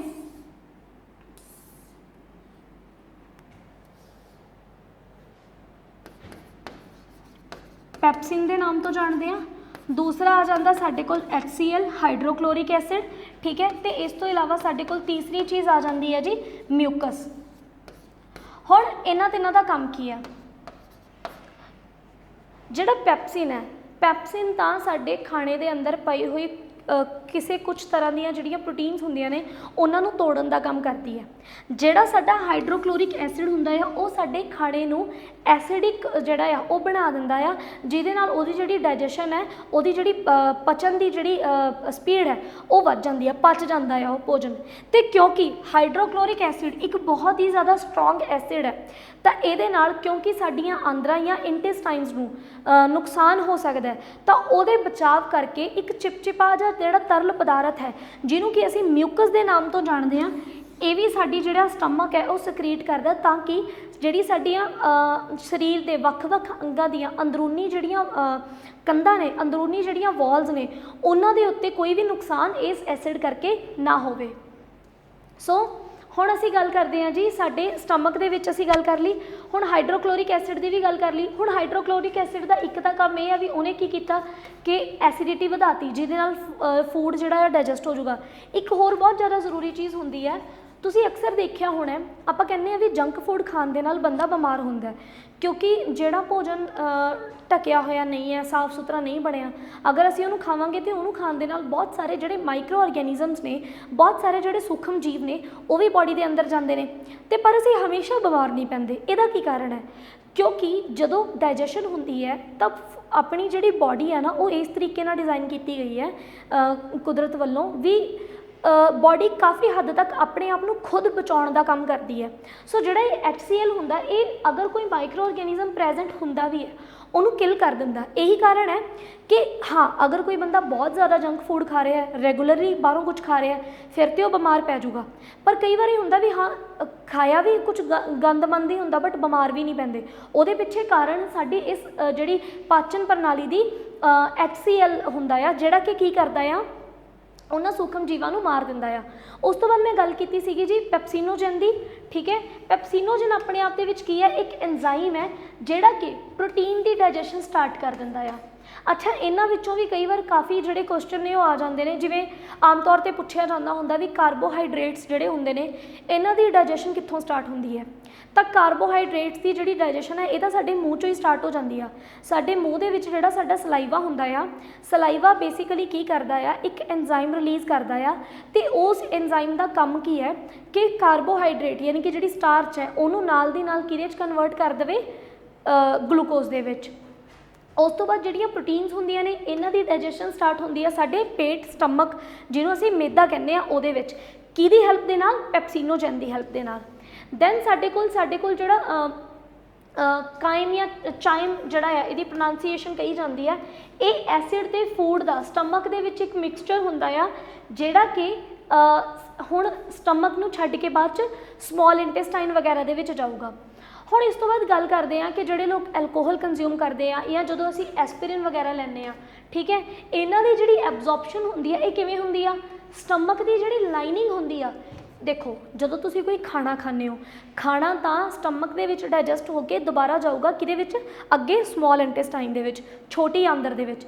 ਪਰ ਜਦੋਂ ਤੁਸੀਂ ਐਸਪਿਰਿਨ ਵਰਗੀ ਕੋਈ ਦਵਾਈ ਲੈਂਦੇ ਹੋ ਜਾਂ ਫਿਰ ਕੋਈ ਐਲਕੋਹਲਿਕ ਪਰਸਨ ਆ ਜਿਹੜਾ ਕਿ ਐਲਕੋਹਲ ਕੰਜ਼ਿਊਮ ਕਰਦਾ ਆ, ਤਾਂ ਉਹਦੇ ਵਿੱਚ ਕੀ ਹੁੰਦਾ ਕਿ ਸਟਮਕ ਦੀ ਜਿਹੜੀ ਲਾਈਨ ਹੁੰਦੀ ਆ, ਮੈਦੇ ਦੀ ਜਿਹੜੀ ਲਾਈਨ ਹੁੰਦੀ ਆ, ਉੱਥੋਂ ਹੀ ਡਾਇਰੈਕਟ ਜਿਹੜੀ ਅਲਕੋਹਲ ਹੈ ਜਾਂ ਐਸਪਿਰਿਨ ਜਾਂ ਹੋਰ ਵੀ ਕੁਝ ਦਵਾਈਆਂ ਨੇ ਉਹ ਉੱਥੋਂ ਹੀ ਡਾਇਰੈਕਟਲੀ ਇਹਦੀ ਲਾਈਨ ਦੇ ਥਰੂ ਬਲੱਡ ਦੇ ਵਿੱਚ ਐਂਟਰ ਕਰ ਜਾਂਦੀਆਂ ਨੇਗੀਆਂ, ਠੀਕ ਹੈ। ਸੋ ਉਸ ਤੋਂ ਬਾਅਦ ਜਿਹੜੇ ਸਾਡੇ ਕੋਲ ਐਪੀਥੀਲੀਅਲ ਸੈਲਸ ਹੁੰਦੇ ਨੇ, ਜਿਨ੍ਹਾਂ ਦੀ ਅਸੀਂ ਗੱਲ ਅਲੱਗ ਤੋਂ ਕਰਾਂਗੇ ਜਦੋਂ ਅਸੀਂ ਸੈੱਲ ਬਾਰੇ ਪੜ੍ਹਨਾ ਆ। ਐਪੀਥੀਲੀਅਲ ਇੱਕ ਸੈਲਸ ਦੀ ਟਾਈਪ ਹੁੰਦੀ ਆ ਜਿਹੜੇ ਕਿ ਮਿਊਕਸ ਸਕਰੀਟ ਕਰਦੇ ਨੇ, ਜੋ ਕਿ ਪ੍ਰੋਟੈਕਟਿਵ ਇੱਕ ਬੈਰੀਅਰ ਦਾ ਕੰਮ ਕਰਦੀ ਆ ਸਟਮਕ ਦੇ ਐਸਿਡ। ਇਹ ਮਤਲਬ ਉਹ ਵਾਲੇ ਸੈੱਲ ਨੇ, ਐਪੀਥੀਲੀਅਲ ਉਹ ਸੈੱਲ ਨੇ ਜਿਨ੍ਹਾਂ ਨੇ ਮਿਊਕਸ ਰਿਲੀਜ਼ ਕਰਨੀ ਆ, ਜਿਨ੍ਹਾਂ ਨੇ ਮਿਊਕਸ ਰਿਲੀਜ਼ ਕਰਨੀ ਆ। ਸੋ ਸਟਮਕ ਜਾਂ ਮੈਦੇ ਦੇ ਵਿੱਚ ਜਿਹੜਾ ਵੀ ਕੁਝ ਡਾਈਜੈਸਟ ਹੋਇਆ ਹੁੰਦਾ ਆ, ਠੀਕ ਹੈ, ਉਸ ਤੋਂ ਬਾਅਦ ਜਿਹੜਾ ਖਾਣਾ ਆ ਉਹ ਆ ਜਾਂਦਾ ਆ ਸਮੋਲ ਇੰਟੈਸਟਾਈਨ, ਜਿਹਨੂੰ ਅਸੀਂ ਛੋਟੀ ਆਂਦਰ ਕਹਿੰਦੇ ਆ। ਛੋਟੀ ਆਂਦਰ ਦੇ ਵਿੱਚ ਨਾ ਸਾਡੇ ਕੋਲ ਕੀ ਹੁੰਦਾ ਕਿ ਜਦੋਂ ਅਸੀਂ ਸਮੋਲ ਇੰਟੈਸਟਾਈਨ ਦੀ ਗੱਲ ਕਰਦੇ ਆ, ਉਹਦੇ ਵਿੱਚ ਸਾਡੇ ਕੋਲ ਕੁਝ ਇਸ ਤਰ੍ਹਾਂ ਦੀਆਂ ਸਟਰਕਚਰਸ ਹੁੰਦੀਆਂ ਨੇ ਜਿਨ੍ਹਾਂ ਨੂੰ ਅਸੀਂ ਵਿਲਾਈ ਕਹਿ ਦਿੰਦੇ ਆ, ਠੀਕ ਹੈ, ਜਿਨ੍ਹਾਂ ਨੂੰ ਅਸੀਂ ਵਿਲਾਈ ਕਹਿ ਦਿੰਦੇ ਆ। ਇਹ ਛੋਟੇ ਛੋਟੇ ਜਿਹੜੀਆਂ ਇਹ ਤੰਤੀਆਂ ਜਿਹੀਆਂ ਹੁੰਦੀਆਂ ਨੇ, ਇਹ ਬੇਸਿਕਲੀ ਕੀ ਕਰਦੀਆਂ ਨੇ, ਜਿਹੜਾ ਡਾਈਜੈਸਟਡ ਫੂਡ ਹੁੰਦੀਆਂ ਨੇ ਉਸ ਫੂਡ ਦੇ ਪਾਰਟੀਕਲਸ ਨੂੰ ਐਬਜ਼ੌਰਬ ਕਰਕੇ ਡਾਇਰੈਕਟਲੀ ਕੀ ਕਰਦੀਆਂ ਨੇ, ਬਲੱਡ ਦੇ ਵਿੱਚ ਭੇਜ ਦਿੰਦੀਆਂ ਨੇ। ਸੋ ਸਮੋਲ ਇੰਟੈਸਟਾਈਨ ਤੋਂ ਬੇਸਿਕਲੀ ਜਿਹੜੀ ਐਬਜ਼ੌਰਪਸ਼ਨ ਹੈ, ਠੀਕ ਹੈ, ਜਿਹੜਾ ਐਬਜ਼ੌਰਬ ਕਰਕੇ ਤੇ ਖੂਨ ਦੇ ਵਿੱਚ ਪਚਿਆ ਹੋਇਆ ਭੋਜਨ ਭੇਜਣ ਦਾ ਜਿਹੜਾ ਕੰਮ ਹੁੰਦਾ ਹੈ ਉਹ ਸਾਡੀ ਸਮੋਲ ਇੰਟੈਸਟਾਈਨ ਯਾਨੀ ਕਿ ਛੋਟੀ ਆਂਦਰ ਕਰਦੀ ਹੈ। ਹੁਣ ਜਿਹੜੀ ਛੋਟੀ ਆਂਦਰ ਦੀ ਜੇ ਅਸੀਂ ਗੱਲ ਕਰੀਏ ਤਾਂ ਇਹਦੀ ਜਿਹੜੀ ਲੰਬਾਈ ਹੈ ਉਹ ਹੁੰਦੀ ਹੈ ਜੀ 22 ਫੁੱਟ ਯਾਨੀ ਕਿ 6.7 ਮੀਟਰ। ਤੇ ਛੋਟੀ ਜਿਹੜੀ ਆਂਦਰ ਹੈ ਯਾਨੀ ਕਿ ਸਮੋਲ ਇੰਟੈਸਟਾਈਨ ਆ, ਇਹਦੇ ਵੀ ਅੱਗੇ ਜਾ ਕੇ ਸਾਡੇ ਕੋਲ 3 ਪਾਰਟ ਹੁੰਦੇ ਨੇ। ਇੱਕ ਹੁੰਦਾ ਹੈ ਜੀ ਸਾਡੇ ਕੋਲ ਡਿਊਡੀਨਮ, ਦੂਜਾ ਹੁੰਦਾ ਗਾ ਜੈਜੂਨਮ ਤੇ ਤੀਸਰਾ ਹੁੰਦਾ ਗਾ ਇਲਮ। ਹੁਣ ਅਸੀਂ ਗੱਲ ਕਰਦੇ ਹਾਂ ਕਿ ਜਿਹੜੇ ਸਾਡੇ ਕੋਲ ਸ਼ੂਗਰ ਜਾਂ ਅਮੀਨੋ ਐਸਿਡਸ ਹੁੰਦੇ ਨੇ, ਕਿਉਂਕਿ ਜਿਹੜਾ ਵੀ ਖਾਣਾ ਆ ਉਹ ਸ਼ੂਗਰ ਦੇ ਵਿੱਚ ਜਾਂ ਅਮੀਨੋ ਐਸਿਡ, ਕਿਵੇਂ, ਜਿਹੜੇ ਤਾਂ ਪ੍ਰੋਟੀਨ ਸੀਗੇ ਜੀ, ਜਦੋਂ ਪ੍ਰੋਟੀਨ ਦਾ ਬ੍ਰੇਕਡਾਊਨ ਹੁੰਦਾ ਤਾਂ ਪ੍ਰੋਟੀਨ ਬਣ ਜਾਂਦੇ ਨੇ ਅਮੀਨੋ ਐਸਿਡਸ ਜਾਂ ਅਮਾਈਨੋ ਐਸਿਡਸ, ਠੀਕ ਹੈ। ਤੇ ਜਿਹੜੇ ਸਾਡੇ ਕੋਲ ਹੁੰਦੇ ਨੇ ਸਾਡੇ ਕਾਰਬੋਹਾਈਡਰੇਟਸ, ਉਹ ਕਾਹਦੇ ਵਿੱਚ ਟੁੱਟ ਜਾਂਦੇ ਨੇ, ਉਹ ਟੁੱਟ ਜਾਂਦੇ ਨੇ ਜੀ ਸਾਡੀਆਂ ਸ਼ੂਗਰ ਦੇ ਵਿੱਚ, ਸਿੰਪਲ ਸ਼ੂਗਰ ਦੇ ਵਿੱਚ, ਜਿਵੇਂ ਗਲੂਕੋਜ਼ ਹੋ ਗਈ, ਅਗਰ ਕੋਈ ਫਰੂਟ ਖਾਇਆ ਤਾਂ ਫਰਕਟੋਜ਼ ਹੋ ਗਈ। ਜਿਹੜੀਆਂ ਸਿੰਪਲ ਸ਼ੂਗਰ ਜਾਂ ਅਮੀਨੋ ਐਸਿਡਸ ਹੁੰਦੇ ਨੇ ਇਹ ਬੇਸਿਕਲੀ ਬਲੱਡ ਸਟਰੀਮ ਦੇ ਵਿੱਚ ਚਲੇ ਜਾਂਦੇ ਨੇ ਉਹਨਾਂ ਕੈਪੈਲਰੀਜ਼ ਦੇ ਦੁਆਰਾ ਜਿਨ੍ਹਾਂ ਨੂੰ ਮੈਂ ਵਿਲਾਈ ਕਿਹਾ ਸੀ, ਆਹ ਵਾਲੀਆਂ ਜਿਹੜੀਆਂ ਸਟਰਕਚਰਸ ਹੁੰਦੀਆਂ ਨੇ। ਸੋ ਉਸ ਤੋਂ ਬਾਅਦ ਅਸੀਂ ਗੱਲ ਕਰਦੇ ਹਾਂ ਕਿ ਜਿਹੜੇ ਸਾਡੇ ਕੋਲ ਹੁੰਦੇ ਨੇਗੇ ਗਲਿਸਰੋਲਿਕ ਤੇ ਫੈਟੀ ਐਸਿਡ, ਜਿਹੜੇ ਸਾਡੇ ਕੋਲ ਫੂਡ ਖਾਣ ਤੋਂ ਬਾਅਦ ਸਾਡੇ ਕੋਲ ਗਲਿਸਰੋਲ ਆ ਜਾਂਦੇ ਨੇ ਜਾਂ ਜਿਹੜੇ ਫੈਟੀ ਐਸਿਡ ਆ ਜਾਂਦੇ ਨੇਗੇ, ਇਹ ਬੇਸਿਕਲੀ ਕਿਹਦੇ 'ਚ ਚਲੇ ਜਾਂਦੇ ਨੇ, ਲਿੰਫੈਟਿਕ ਸਿਸਟਮ ਦੇ ਵਿੱਚ ਚਲੇ ਜਾਂਦੇ ਨੇ। ਹੁਣ ਇਹ ਲਿੰਫੈਟਿਕ ਸਿਸਟਮ ਕੀ ਆ, ਲਿੰਫੈਟਿਕ ਸਿਸਟਮ ਵੀ ਬੇਸਿਕਲੀ ਇੱਕ ਬਲੱਡ ਦਾ ਹੀ ਆਪਣੇ ਕੋਲ ਸਿਸਟਮ ਆ ਜਾਂਦਾ ਆ, ਜਿਹਦੇ ਵਿੱਚ ਇਹ ਵਾਲੇ ਜਿਹੜੇ ਸਾਡੇ ਕੋਲ ਪਾਰਟਸ ਨੇ ਇਹ ਚਲੇ ਜਾਂਦੇ ਨੇਗੇ। ਅੱਗੇ ਸਾਡੇ ਕੋਲ ਆਉਂਦਾ ਆ ਜੀ ਜਿਹੜੀ ਸਟਾਰਚ ਤੇ ਗਲਾਈਕੋਜਨ ਹੁੰਦੇ ਨੇਗੇ, ਇਹ ਫਰਦਰ ਜਾ ਕੇ ਮੈਲਟੋਜ਼ ਦੇ ਵਿੱਚ ਟੁੱਟ ਜਾਣਗੇ, ਠੀਕ ਹੈ, ਔਰ ਇਹਨਾਂ ਨੂੰ ਤੋੜੂਗਾ ਕੌਣ, ਸਾਡੀ ਸਮੋਲ ਇੰਟੈਸਟਾਈਨ ਦੇ ਐਂਜ਼ਾਈਮਸ, ਠੀਕ ਹੈ। ਅੱਗੇ ਸਾਡੇ ਕੋਲ ਕੀ ਹੁੰਦੇ ਨੇ ਕਿ ਜਿਹੜੀ ਮਾਲਟੋਜ਼ ਹੋ ਗਈ ਜਾਂ ਸਕਰੋਜ਼ ਹੋ ਗਈ ਜਾਂ ਲੈਕਟੋਜ਼ ਹੋ ਗਈ, ਲੈਕਟੋਜ਼ ਸਾਨੂੰ ਮਿਲ ਜਾਂਦੀ ਆ ਮਿਲਕ ਵਗੈਰਾ ਤੋਂ, ਠੀਕ ਹੈ। ਸੋ ਇਹ ਜਿਹੜੇ ਮੇਨ ਉਹ ਕਾਰਬੋਹਾਈਡਰੇਟਸ ਨੇਗੇ ਜਿਹੜੇ ਕਿ ਸਮੋਲ ਇੰਟੈਸਟਾਈਨ ਦੇ ਵਿੱਚ ਪ੍ਰੈਜ਼ੈਂਟ ਹੁੰਦੇ ਨੇ ਐਂਡ ਇਹਨਾਂ ਦੀ ਐਬਜ਼ੌਰਪਸ਼ਨ ਕੀਤੀ ਜਾਂਦੀ ਹੈ। ਹੁਣ ਇਹਦੇ ਵਿੱਚ ਨਾ ਇੱਕ ਚੀਜ਼ ਹੋਰ ਹੈ, ਮੈਂ ਭਾਵੇਂ ਡਾਈਜੈਸ਼ਨ ਜਿਹੜੀ ਆ ਮੋਟੇ-ਮੋਟੇ ਤੌਰ 'ਤੇ ਸਮਝਾਤੀ, ਪਰ ਤੁਸੀਂ ਮੈਨੂੰ ਇੱਕ ਚੀਜ਼ ਇੱਥੇ ਕਹੋਗੇ ਕਿ ਜੇ ਸਮੋਲ ਇੰਟੈਸਟਾਈਨ ਤੇ ਸਟਮਕ ਇੱਥੇ ਹੀ ਆ ਕੇ ਕਹਾਣੀ ਖਤਮ ਹੋ ਜਾਣੀ ਸੀ, ਫਿਰ ਜਿਹੜਾ ਲਿਵਰ ਹੈ ਜਾਂ ਜਿਹੜੀ ਗੋਲ ਬਲੈਡਰ ਹੈ ਇਹਨਾਂ ਦਾ ਕੀ ਕੰਮ ਸੀਗਾ, ਠੀਕ ਹੈ, ਇਹਨਾਂ ਦਾ ਵੀ ਤਾਂ ਕੋਈ ਨਾ ਕੋਈ ਫੰਕਸ਼ਨ ਹੋਣਾ ਚਾਹੀਦਾ ਸੀਗਾ। ਸੋ ਗੱਲ ਕਰਦੇ ਹਾਂ ਇਹਨਾਂ ਦੇ ਫੰਕਸ਼ਨ ਦੀ ਵੀ, ਤਾਂ ਜਿਹੜੀ ਸਾਡੇ ਕੋਲ ਹੁੰਦੀ ਹੈ ਜੀ ਸੌਰੀ, ਜਿਹੜੀ ਸਾਡੇ ਕੋਲ ਹੁੰਦੀ ਆ ਸਮੋਲ ਇੰਟੈਸਟਾਈਨ ਦੇ ਵਿੱਚ ਜਿਹੜਾ ਸਾਡਾ ਲਿਵਰ ਹੈ, ਲਿਵਰ ਜਿਹੜਾ ਆ ਉਹ ਵੀ ਇੱਕ ਜੂਸ ਨੂੰ ਪ੍ਰੋਡਿਊਸ ਕਰਦਾ ਜਿਹਨੂੰ ਕਹਿ ਦਿੰਦੇ ਨੇ ਬਾਇਲ ਜੂਸ, ਜਿਹਨੂੰ ਕੀ ਕਹਿ ਦਿੰਦੇ ਨੇ, ਬਾਇਲ ਜੂਸ। ਜੋ ਵੀ ਤੁਸੀਂ ਖਾਂਦੇ ਹੋ ਤੁਹਾਡੇ ਖਾਣ ਦੇ ਵਿੱਚ ਜਿੰਨੇ ਵੀ ਫੈਟ ਹੁੰਦੇ ਨੇ, ਜੋ ਵੀ ਤੁਸੀਂ ਖਾਧਾ ਜਿੰਨੇ ਵੀ ਫੈਟ ਨੇ ਹੁਣ ਉਹਨਾਂ ਫੈਟਸ ਨੂੰ ਪਚਾਉਣ ਦਾ ਜਿਹੜਾ ਕੰਮ ਹੁੰਦਾ ਆ ਉਹ ਲਿਵਰ ਦੇ ਇਸ ਬਾਇਲ ਜੂਸ ਦਾ ਹੀ ਹੁੰਦਾ ਆ। ठीक है, उस तो बाद जे असी गल करिए साडी गॉल ब्लैडर की, तो जी गॉल ब्लैडर होंदी आ, गॉल ब्लैडर भी बेसिकली साडे कुछ प्रोटीन्स ते फैट्स नू एब्जॉर्ब करन दा काम करूगी। किवें? क्योंकि गॉल ब्लैडर के विचों भी कुछ सिक्रीशनस होंदियां ने, इस करके कई बार जो किसी का पत्थरी का इलाज होंदा आ ते गॉल ब्लैडर जे रिमूव करनी पै जाए तो डॉक्टर उस तो बाद ये कह देंगे ने कि भी खाण पीन दे विच जिहड़ियां फैटी चीज़ां नेगियां उन्हां नूं थोड़ा अवॉइड करो, बिकॉज हुण उन्हां दी प्रॉपर डाइजेशन वास्ते ऑर्गन ही है नहीं गा, है ना। अगे असीं अगर गल करिए पैंक्रियाज दी, जिहड़े पैंक्रियाज हुंदे ने ये भी पैंक्रिएटिक जूस रिलीज़ करते हैं, ये भी पैंक्रिएटिक जूस रिलीज़ करते हैं, तो ये भी अगे जाके बेसिकली की करूँगा, ये भी साढ़े कोल कुछ प्रोटीन्स ते कुछ फैट्स नू अपना डाइजेस्ट करने का काम करता है। सो कुल मिला के जे गल करिए कि बहुत सारे जोड़े, क्योंकि प्रोटीन असी एक तरह का नहीं खाते, किसी प्रोटीन की डाइजेशन स्टमक च स्टार्ट हो जाती है, कोई प्रोटीन जोड़ा आ उहदी डाइजेशन वास्ते साडे कोल गॉल ब्लैडर का जूस है, किसी वास्ते साडे कोल जोड़ा आ पैंक्रियाज का जूस है, किसी विच सानू जोड़ा आ लिवर का जोड़ा बाइल जूस हुंदा है उहदी जरूरत पैंदी है। सो ये सारियां चीज़ां मिल के small intestine they which absorption कर लैंदे ने, ते स्मॉल इंटेस्टाइन दे विच जदों सारी डाइजेशन हो जाती है उस तो बाद आउंदा है जी साडा अगला सिस्टम जिन्हों कि असी निकास प्रणाली या फिर एक्सक्रीटरी सिस्टम कहने आ।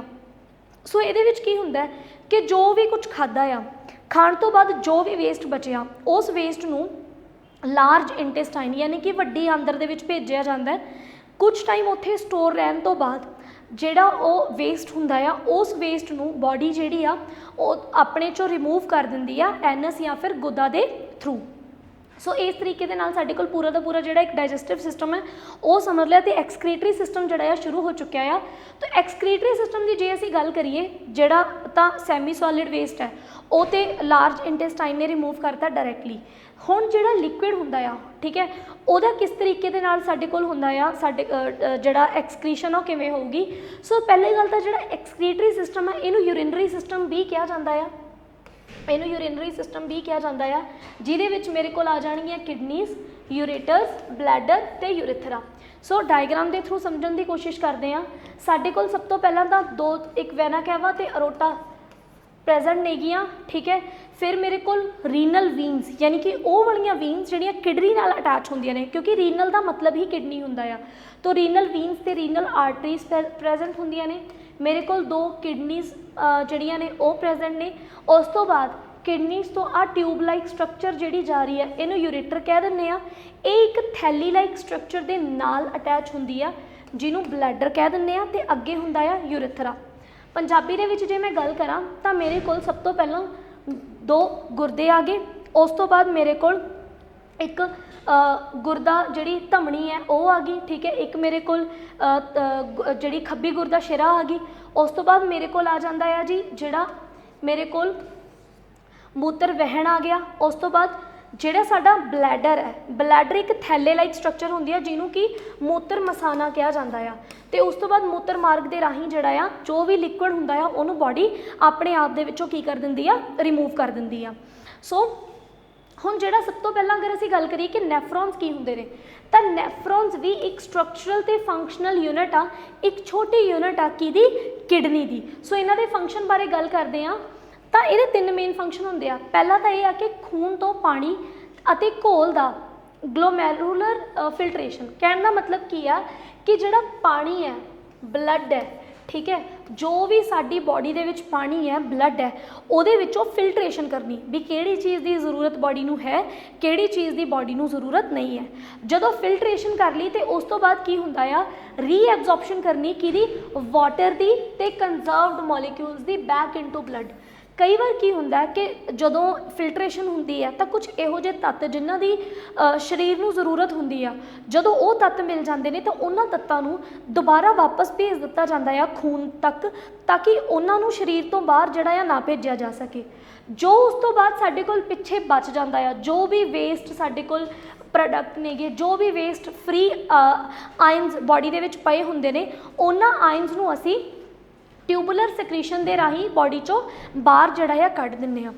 सो इस तो बाद साडे कोल एक होर सिस्टम जिहड़ा आ जिहड़ा कि नर्वस सिस्टम दे नाल ही बहुत ज़्यादा इंपॉर्टेंट हुंदा आ, जिन्हों कि असी एंडोक्राइन सिस्टम या एंडोक्रीन प्रणाली के नाम तो जानते हैं। सो इनू पहला मैं डिस्कस करन तो पहला थोड़ी जी इहदे बारे ये जानकारी दूँगी कि असल दे विच की आ कि साडे शरीर दे विच बहुत सारियां ग्रंथियां ने, बहुत सारियां ग्रंथियां ने ਜਿਹੜੀਆਂ कि ਜ਼ਰੂਰਤ ਪੈਣ ਤੇ ਵੱਖ-ਵੱਖ ਤਰ੍ਹਾਂ ਦੇ ਕੈਮੀਕਲ ਸਿਰਫ ਉਨੀ ਕੁ ਕੁਆਂਟੀਟੀ ਦੇ ਵਿੱਚ ਰਿਲੀਜ਼ ਕਰਦੀਆਂ ਨੇ ਜਿੰਨੀ ਕੁ ਕੁਆਂਟੀਟੀ 'ਚ ਉਹਨਾਂ ਦੀ ਜ਼ਰੂਰਤ ਹੁੰਦੀ ਆ।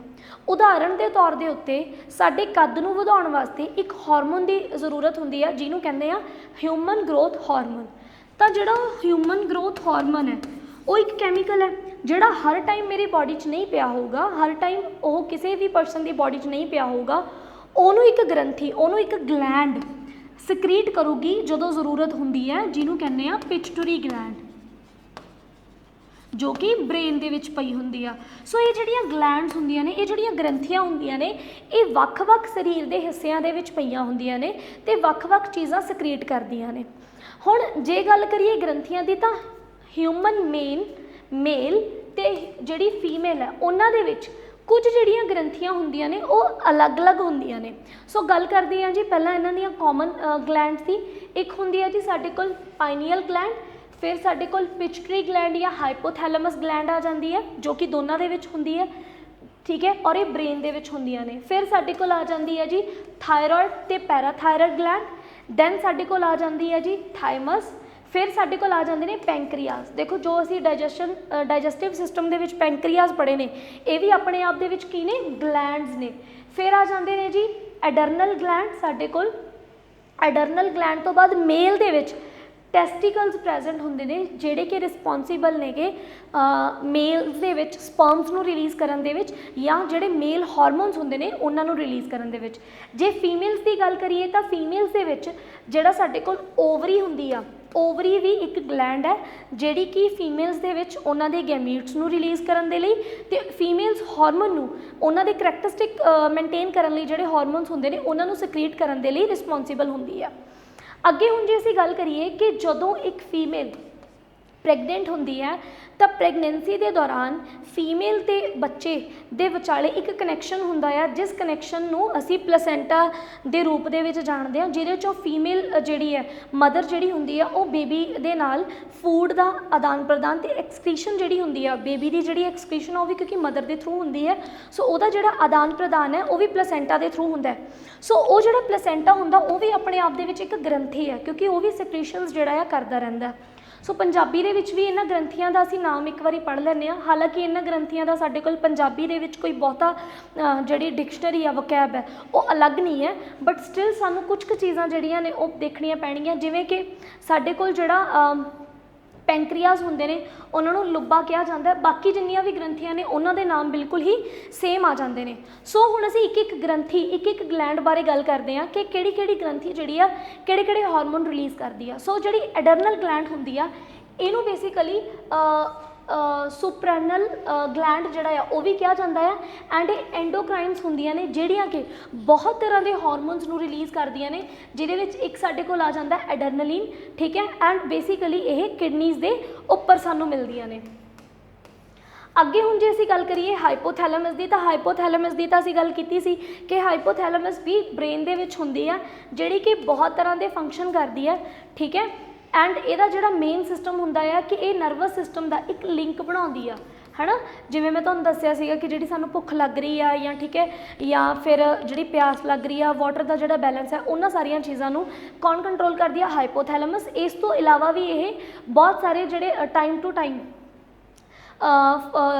ਕੁਝ ਸਕ੍ਰੀਸ਼ਨਸ ਕਰਦੀ ਆ, ਜਿਹੜੀਆਂ ਸਕ੍ਰੀਸ਼ਨਸ ਪਿਚਟਰੀ ਗਲੈਂਡ ਨੂੰ ਐਕਟੀਵੇਟ ਕਰਦੀਆਂ ਨੇ। ਕਿਉਂਕਿ ਨਾ ਜਿਹੜੀ ਪਿਚਟਰੀ ਗਲੈਂਡ ਹੈ ਇਹਨੂੰ ਮਾਸਟਰ ਗਲੈਂਡ ਕਿਹਾ ਜਾਂਦਾ ਆ। ਮਾਸਟਰ ਗਲੈਂਡ ਇਸ ਕਰਕੇ ਕਿਹਾ ਜਾਂਦਾ ਕਿਉਂਕਿ ਬਹੁਤ ਇੰਪੋਰਟੈਂਟ ਜਿਹੜੇ ਹਾਰਮੋਨ ਨੇ ਉਹ ਇਸੇ ਗਲੈਂਡ ਦੇ ਦੁਆਰਾ ਪ੍ਰੋਡਿਊਸ ਕੀਤੇ ਜਾਂਦੇ ਨੇ, ਜਿਹਦੇ ਵਿੱਚੋਂ ਹਿਊਮਨ ਜਿਹੜਾ ਗਰੋਥ ਹਾਰਮੋਨ ਹੈ ਉਹਦੀ ਅਗਰ ਤੁਸੀਂ ਗੱਲ ਕਰ ਲਓ, ਜਾਂ ਅਗਰ ਤੁਸੀਂ ਕਹੋ ਕਿ ਜਿਹੜਾ ਮੇਲ ਜਾਂ ਫੀਮੇਲਸ ਦੇ ਵਿੱਚ ਜਿਹੜੇ ਉਹਨਾਂ ਦੇ ਹਾਰਮੋਨਸ ਹੁੰਦੇ ਨੇਗੇ, ਹੈ ਨਾ, ਉਹਨਾਂ ਦਾ ਜਿਹੜਾ ਰੀਪਰੋਡਕਟਿਵ ਪੂਰਾ ਦਾ ਪੂਰਾ ਸਿਸਟਮ ਆ ਉਹਦੇ ਵਾਸਤੇ ਜਿਹੜੇ ਹਾਰਮੋਨਸ ਚਾਹੀਦੇ ਹੁੰਦੇ ਨੇ, ਉਹਨਾਂ ਹਾਰਮੋਨਸ ਨੂੰ ਕੰਟਰੋਲ ਕਰਨ ਦਾ ਕੰਮ ਵੀ ਪਿਚਟਰੀ ਗਲੈਂਡ ਦਾ ਹੀ ਹੁੰਦਾ। ਅਤੇ ਪਿਚਟਰੀ ਗਲੈਂਡ ਕਿਹੜੇ ਟਾਈਮ 'ਤੇ ਉੱਤੇ ਕਿਹੜੀ ਚੀਜ਼ ਨੂੰ ਰਿਲੀਜ਼ ਕਰੂਗੀ, ਇਸ ਚੀਜ਼ ਦਾ ਜਿਹੜਾ ਕੰਟਰੋਲ ਹੁੰਦਾ ਇਹ ਹਾਈਪੋਥੈਲੇਮਸ ਦੇ ਹੱਥ 'ਚ ਹੁੰਦਾ ਆ। ਸੋ ਅੱਗੇ ਗੱਲ ਕਰਦੇ ਹਾਂ ਜੀ ਪਿਟਿਊਟਰੀ ਗਲੈਂਡ ਦੀ। ਤਾਂ ਪਿਟਿਊਟਰੀ ਜਿਹੜੀ ਗਲੈਂਡ ਹੈ ਇਹ ਸਾਡੀ ਬੋਡੀ ਦੀ ਗਰੋਥ ਵਾਸਤੇ ਰਿਸਪੋਂਸੀਬਲ ਹੈ, ਇਹ ਬਲੱਡ ਪ੍ਰੈਸ਼ਰ ਨੂੰ ਕੰਟਰੋਲ ਕਰਨ ਵਾਸਤੇ ਵੀ ਰਿਸਪੋਂਸੀਬਲ ਹੈ, ਠੀਕ ਹੈ।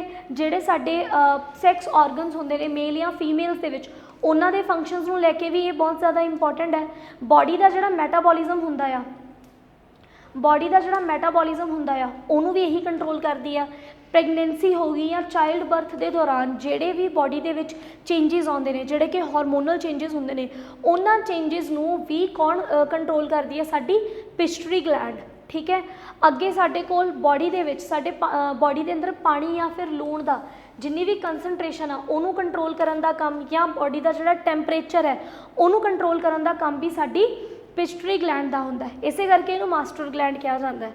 ਅਗਲੀ ਜਿਹੜੀ ਗਲੈਂਡ ਹੈ ਜਿਹਨੂੰ ਥਾਇਰਾਇਡ ਗਲੈਂਡ ਕਿਹਾ ਜਾਂਦਾ ਆ, ਇਹ ਬੇਸਿਕਲੀ ਲਾਰਜੈਸਟ ਐਂਡੋਕਰਾਈਨ ਗਲੈਂਡ ਦੇ ਵਿੱਚੋਂ ਆ ਜਾਂਦੀ ਹੈ। ਤੇ ਇਹਦਾ ਮੇਨ ਕੰਮ ਕੀ ਹੁੰਦਾ ਆ, ਇਹ ਦੋ ਹਾਰਮੋਨ ਰਿਲੀਜ਼ ਕਰਦੀ ਹੈ। ਇੱਕ ਹੁੰਦਾ ਜੀ ਥਾਇਰੋਕਸਿਨ, ਠੀਕ ਹੈ, ਜਿਹਨੂੰ ਟੈਟਰਾ ਆਇਓਡੋ ਥਾਇਰੋਕਸਿਨਾਈਨ ਕਿਹਾ ਜਾਂਦਾ, ਜਿਹਨੂੰ T4 ਵੀ ਕਿਹਾ ਜਾਂਦਾ। ਤੇ ਦੂਸਰਾ ਸਾਡੇ ਕੋਲ ਹੁੰਦਾ ਆ ਟ੍ਰਾਈਓਡੋ ਥਾਇਰੋਨਿਨ, ਠੀਕ ਹੈ। ਇਹ ਦੋਨੋਂ ਦੇ ਦੋਨੋਂ ਜਿਹੜੇ ਹਾਰਮੋਨ ਹੁੰਦੇ ਨੇ ਇਹਨਾਂ ਦੇ ਵਿੱਚ ਆਇਓਡੀਨ ਹੁੰਦਾ ਆ, ਜੋ ਕਿ ਬੋਡੀ ਦੇ ਵਿੱਚ ਬਹੁਤ ਹੀ ਜ਼ਿਆਦਾ ਜ਼ਰੂਰੀ ਹੁੰਦਾ ਆ।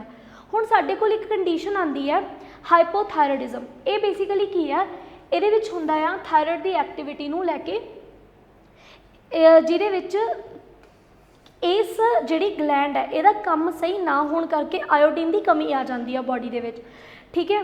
ਉਸ ਤੋਂ ਬਾਅਦ ਸਾਡੇ ਕੋਲ ਆਉਂਦਾ ਆ ਕਿ ਬੋਡੀ ਦੇ ਵਿੱਚ ਜਿਵੇਂ ਸਾਡੇ ਕੋਲ ਐਨਰਜੀ ਦੇ ਜਿਹੜੇ ਸੋਰਸਿਸ ਨੇ, ਪ੍ਰੋਟੀਨ ਦੀ ਜਿਹੜੀ ਸਿੰਥੇਸਿਸ ਆ, ਕਿਉਂਕਿ ਪ੍ਰੋਟੀਨ ਜਿਹੜੇ ਨੇ ਨਾ, ਬਹੁਤ ਤਰ੍ਹਾਂ ਦੇ ਪ੍ਰੋਟੀਨਸ ਤਾਂ ਸਾਡੀ ਬੋਡੀ ਖੁਦ ਬਣਾਉਂਦੀ ਆ ਔਰ ਬਹੁਤ ਤਰ੍ਹਾਂ ਦੇ ਪ੍ਰੋਟੀਨਸ ਅਸੀਂ ਬਾਹਰੋਂ ਲੈਂਦੇ ਹਾਂ।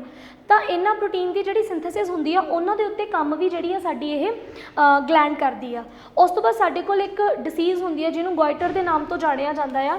ਇਹ ਥਾਇਰਾਇਡ ਗਲੈਂਡ ਦੇ ਵਿੱਚ ਇੱਕ ਇਨਲਾਰਜਮੈਂਟ ਹੋ ਜਾਂਦੀ ਆ, ਕਿਹਦੀ ਕਮੀ ਕਰਕੇ, ਆਇਓਡੀਨ ਦੀ ਕਮੀ ਕਰਕੇ। ਅੱਗੇ ਹੁਣ ਅਸੀਂ ਗੱਲ ਕਰੀਏ ਪੈਂਕਰੀਆਸ ਦੀ। ਤਾਂ ਪੈਂਕਰੀਆਸ ਦਾ ਅਸੀਂ ਇਹ ਤਾਂ ਪਤਾ ਕਰ ਹੀ ਲਿਆ ਸੀਗਾ ਕਿ ਪੈਂਕਰੀਆਸ ਬਹੁਤ ਤਰ੍ਹਾਂ ਦੇ ਜਿਹੜੇ ਡਾਈਜੈਸਟਿਵ ਸਿਸਟਮ ਦੇ ਵਿੱਚ ਬਹੁਤ ਤਰ੍ਹਾਂ ਦੀਆਂ ਚੀਜ਼ਾਂ, ਬਹੁਤ ਤਰ੍ਹਾਂ ਦੇ ਹਾਰਮੋਨਸ ਰਿਲੀਜ਼ ਕਰਦੇ ਆ, ਜਿਨ੍ਹਾਂ ਵਿੱਚੋਂ ਇੱਕ ਬਹੁਤ ਇੰਪੋਰਟੈਂਟ ਹਾਰਮੋਨ ਆ ਜਾਂਦਾ ਹੈ ਇਨਸੂਲਿਨ। ਐਂਡ ਇਨਸੂਲਿਨ ਜਿਹੜਾ ਆ ਸ਼ੂਗਰ ਦੀ ਐਬਜ਼ੋਰਪਸ਼ਨ ਵਾਸਤੇ, ਸ਼ੂਗਰ ਨੂੰ ਕਨਵਰਟ ਕਰਨ ਵਾਸਤੇ ਬਹੁਤ ਜ਼ਿਆਦਾ ਜ਼ਰੂਰੀ ਹੁੰਦਾ ਆ। ਅਗਰ ਕਿਸੇ ਦੀ ਬੋਡੀ ਦੇ ਵਿੱਚ ਇਨਸੂਲਿਨ ਨਹੀਂ ਬਣਦਾ ਦੈਨ ਫਿਰ ਉਹ ਡਾਇਬੀਟਿਕ ਜਿਹੜਾ ਪੇਸ਼ੈਂਟ ਹੈ ਉਹ ਬਣ ਜਾਂਦਾ ਆ। ਅੱਗੇ ਸਾਡੇ ਕੋਲ ਆ ਜਾਂਦਾ ਆ ਜੀ ਗਲੂਕੋਜ਼ਨ, ਦੈਨ ਸਾਡੇ ਕੋਲ ਆ ਜਾਂਦਾ ਆ ਸੋਮੈਟੋਸਟੈਟਿਨ, ਠੀਕ ਹੈ। ਇਹ ਕੁਝ ਇਸ ਤਰ੍ਹਾਂ ਦੇ ਹਾਰਮੋਨਸ ਨੇ ਜਿਨ੍ਹਾਂ ਨੂੰ ਪੈਂਕਰੀਆਸ ਦੇ ਦੁਆਰਾ ਰਿਲੀਜ਼ ਕੀਤਾ ਜਾਂਦਾ ਆ ਅਲੱਗ-ਅਲੱਗ ਫੰਕਸ਼ਨਸ ਵਾਸਤੇ। ਅੱਗੇ ਸਾਡੇ ਕੋਲ ਆ ਜਾਂਦੇ ਨੇ ਜੀ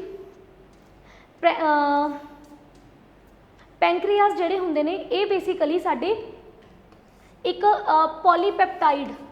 ਪੋਲੀਪੈਪਟਾਈਡ ਨੂੰ ਵੀ ਪ੍ਰੋਡਿਊਸ ਕਰਦੇ ਨੇ, ਜਿਹੜੇ ਕਿ ਬਲੱਡ ਦੇ ਵਿੱਚ ਕੀ ਕਰਦੇ ਨੇ, ਸਰਕੂਲੇਟ ਕਰਦੇ ਨੇਗੇ, ਠੀਕ ਹੈ। ਐਂਡ ਅਸੀਂ ਪੈਂਕਰੀਆਸ ਦਾ ਇੰਪੋਰਟੈਂਟ ਜਿਹੜਾ ਕੰਮ ਹੈ ਉਹ ਮੇਨ ਇਹੀ ਆ ਕਿ ਡਾਈਜੈਸਟਿਵ ਸਿਸਟਮ ਜਿਹੜਾ ਆ, ਡਾਈਜੈਸਟਿਵ ਸਿਸਟਮ ਦੇ ਵਿੱਚ ਇਹ ਕੰਟਰੋਲ ਕਰਨ ਦਾ ਕੰਮ ਕਰਦੇ ਨੇ। ਸੋ ਇਸ ਤਰੀਕੇ ਦੇ ਨਾਲ ਅਸੀਂ ਸਾਡੇ ਚੈਪਟਰ ਦੇ ਵਿੱਚ, ਸਾਡੇ ਅੱਜ ਦੇ ਟੌਪਿਕ ਦੇ ਵਿੱਚ ਵੱਖ-ਵੱਖ ਜਿਹੜੀਆਂ ਪ੍ਰਣਾਲੀਆਂ ਨੇ ਉਹਨਾਂ ਦੇ ਫੰਕਸ਼ਨਸ, ਉਹਨਾਂ ਦੇ ਵਿੱਚ ਆ ਰਹੇ ਡਿਫਰੈਂਟ ਜਿਹੜੇ ਅੰਗ ਨੇ, ਜਿਹੜੇ ਡਿਫਰੈਂਟ ਆਰਗਨਸ ਨੇ, ਉਹਨਾਂ ਬਾਰੇ ਗੱਲ ਕੀਤੀ। ਤੇ ਉਸ ਤੋਂ ਬਾਅਦ ਨਾਲ ਹੀ ਅਸੀਂ ਇਹਨਾਂ ਪ੍ਰਣਾਲੀਆਂ ਨੂੰ ਮੋਟੇ ਤੌਰ 'ਤੇ ਸਮਝਣ ਦੀ ਜਿਹੜੀ ਕੋਸ਼ਿਸ਼ ਆ ਉਹ ਕੀਤੀ ਹੈ। ਸੋ ਹੋਪਫੁਲੀ ਕਿ ਇਹ ਜਿਹੜੀ ਵੀਡੀਓ ਆ ਉਹ ਤੁਹਾਡੇ ਲਈ ਹੈਲਪਫੁਲ ਰਹੀ ਹੋਊਗੀ।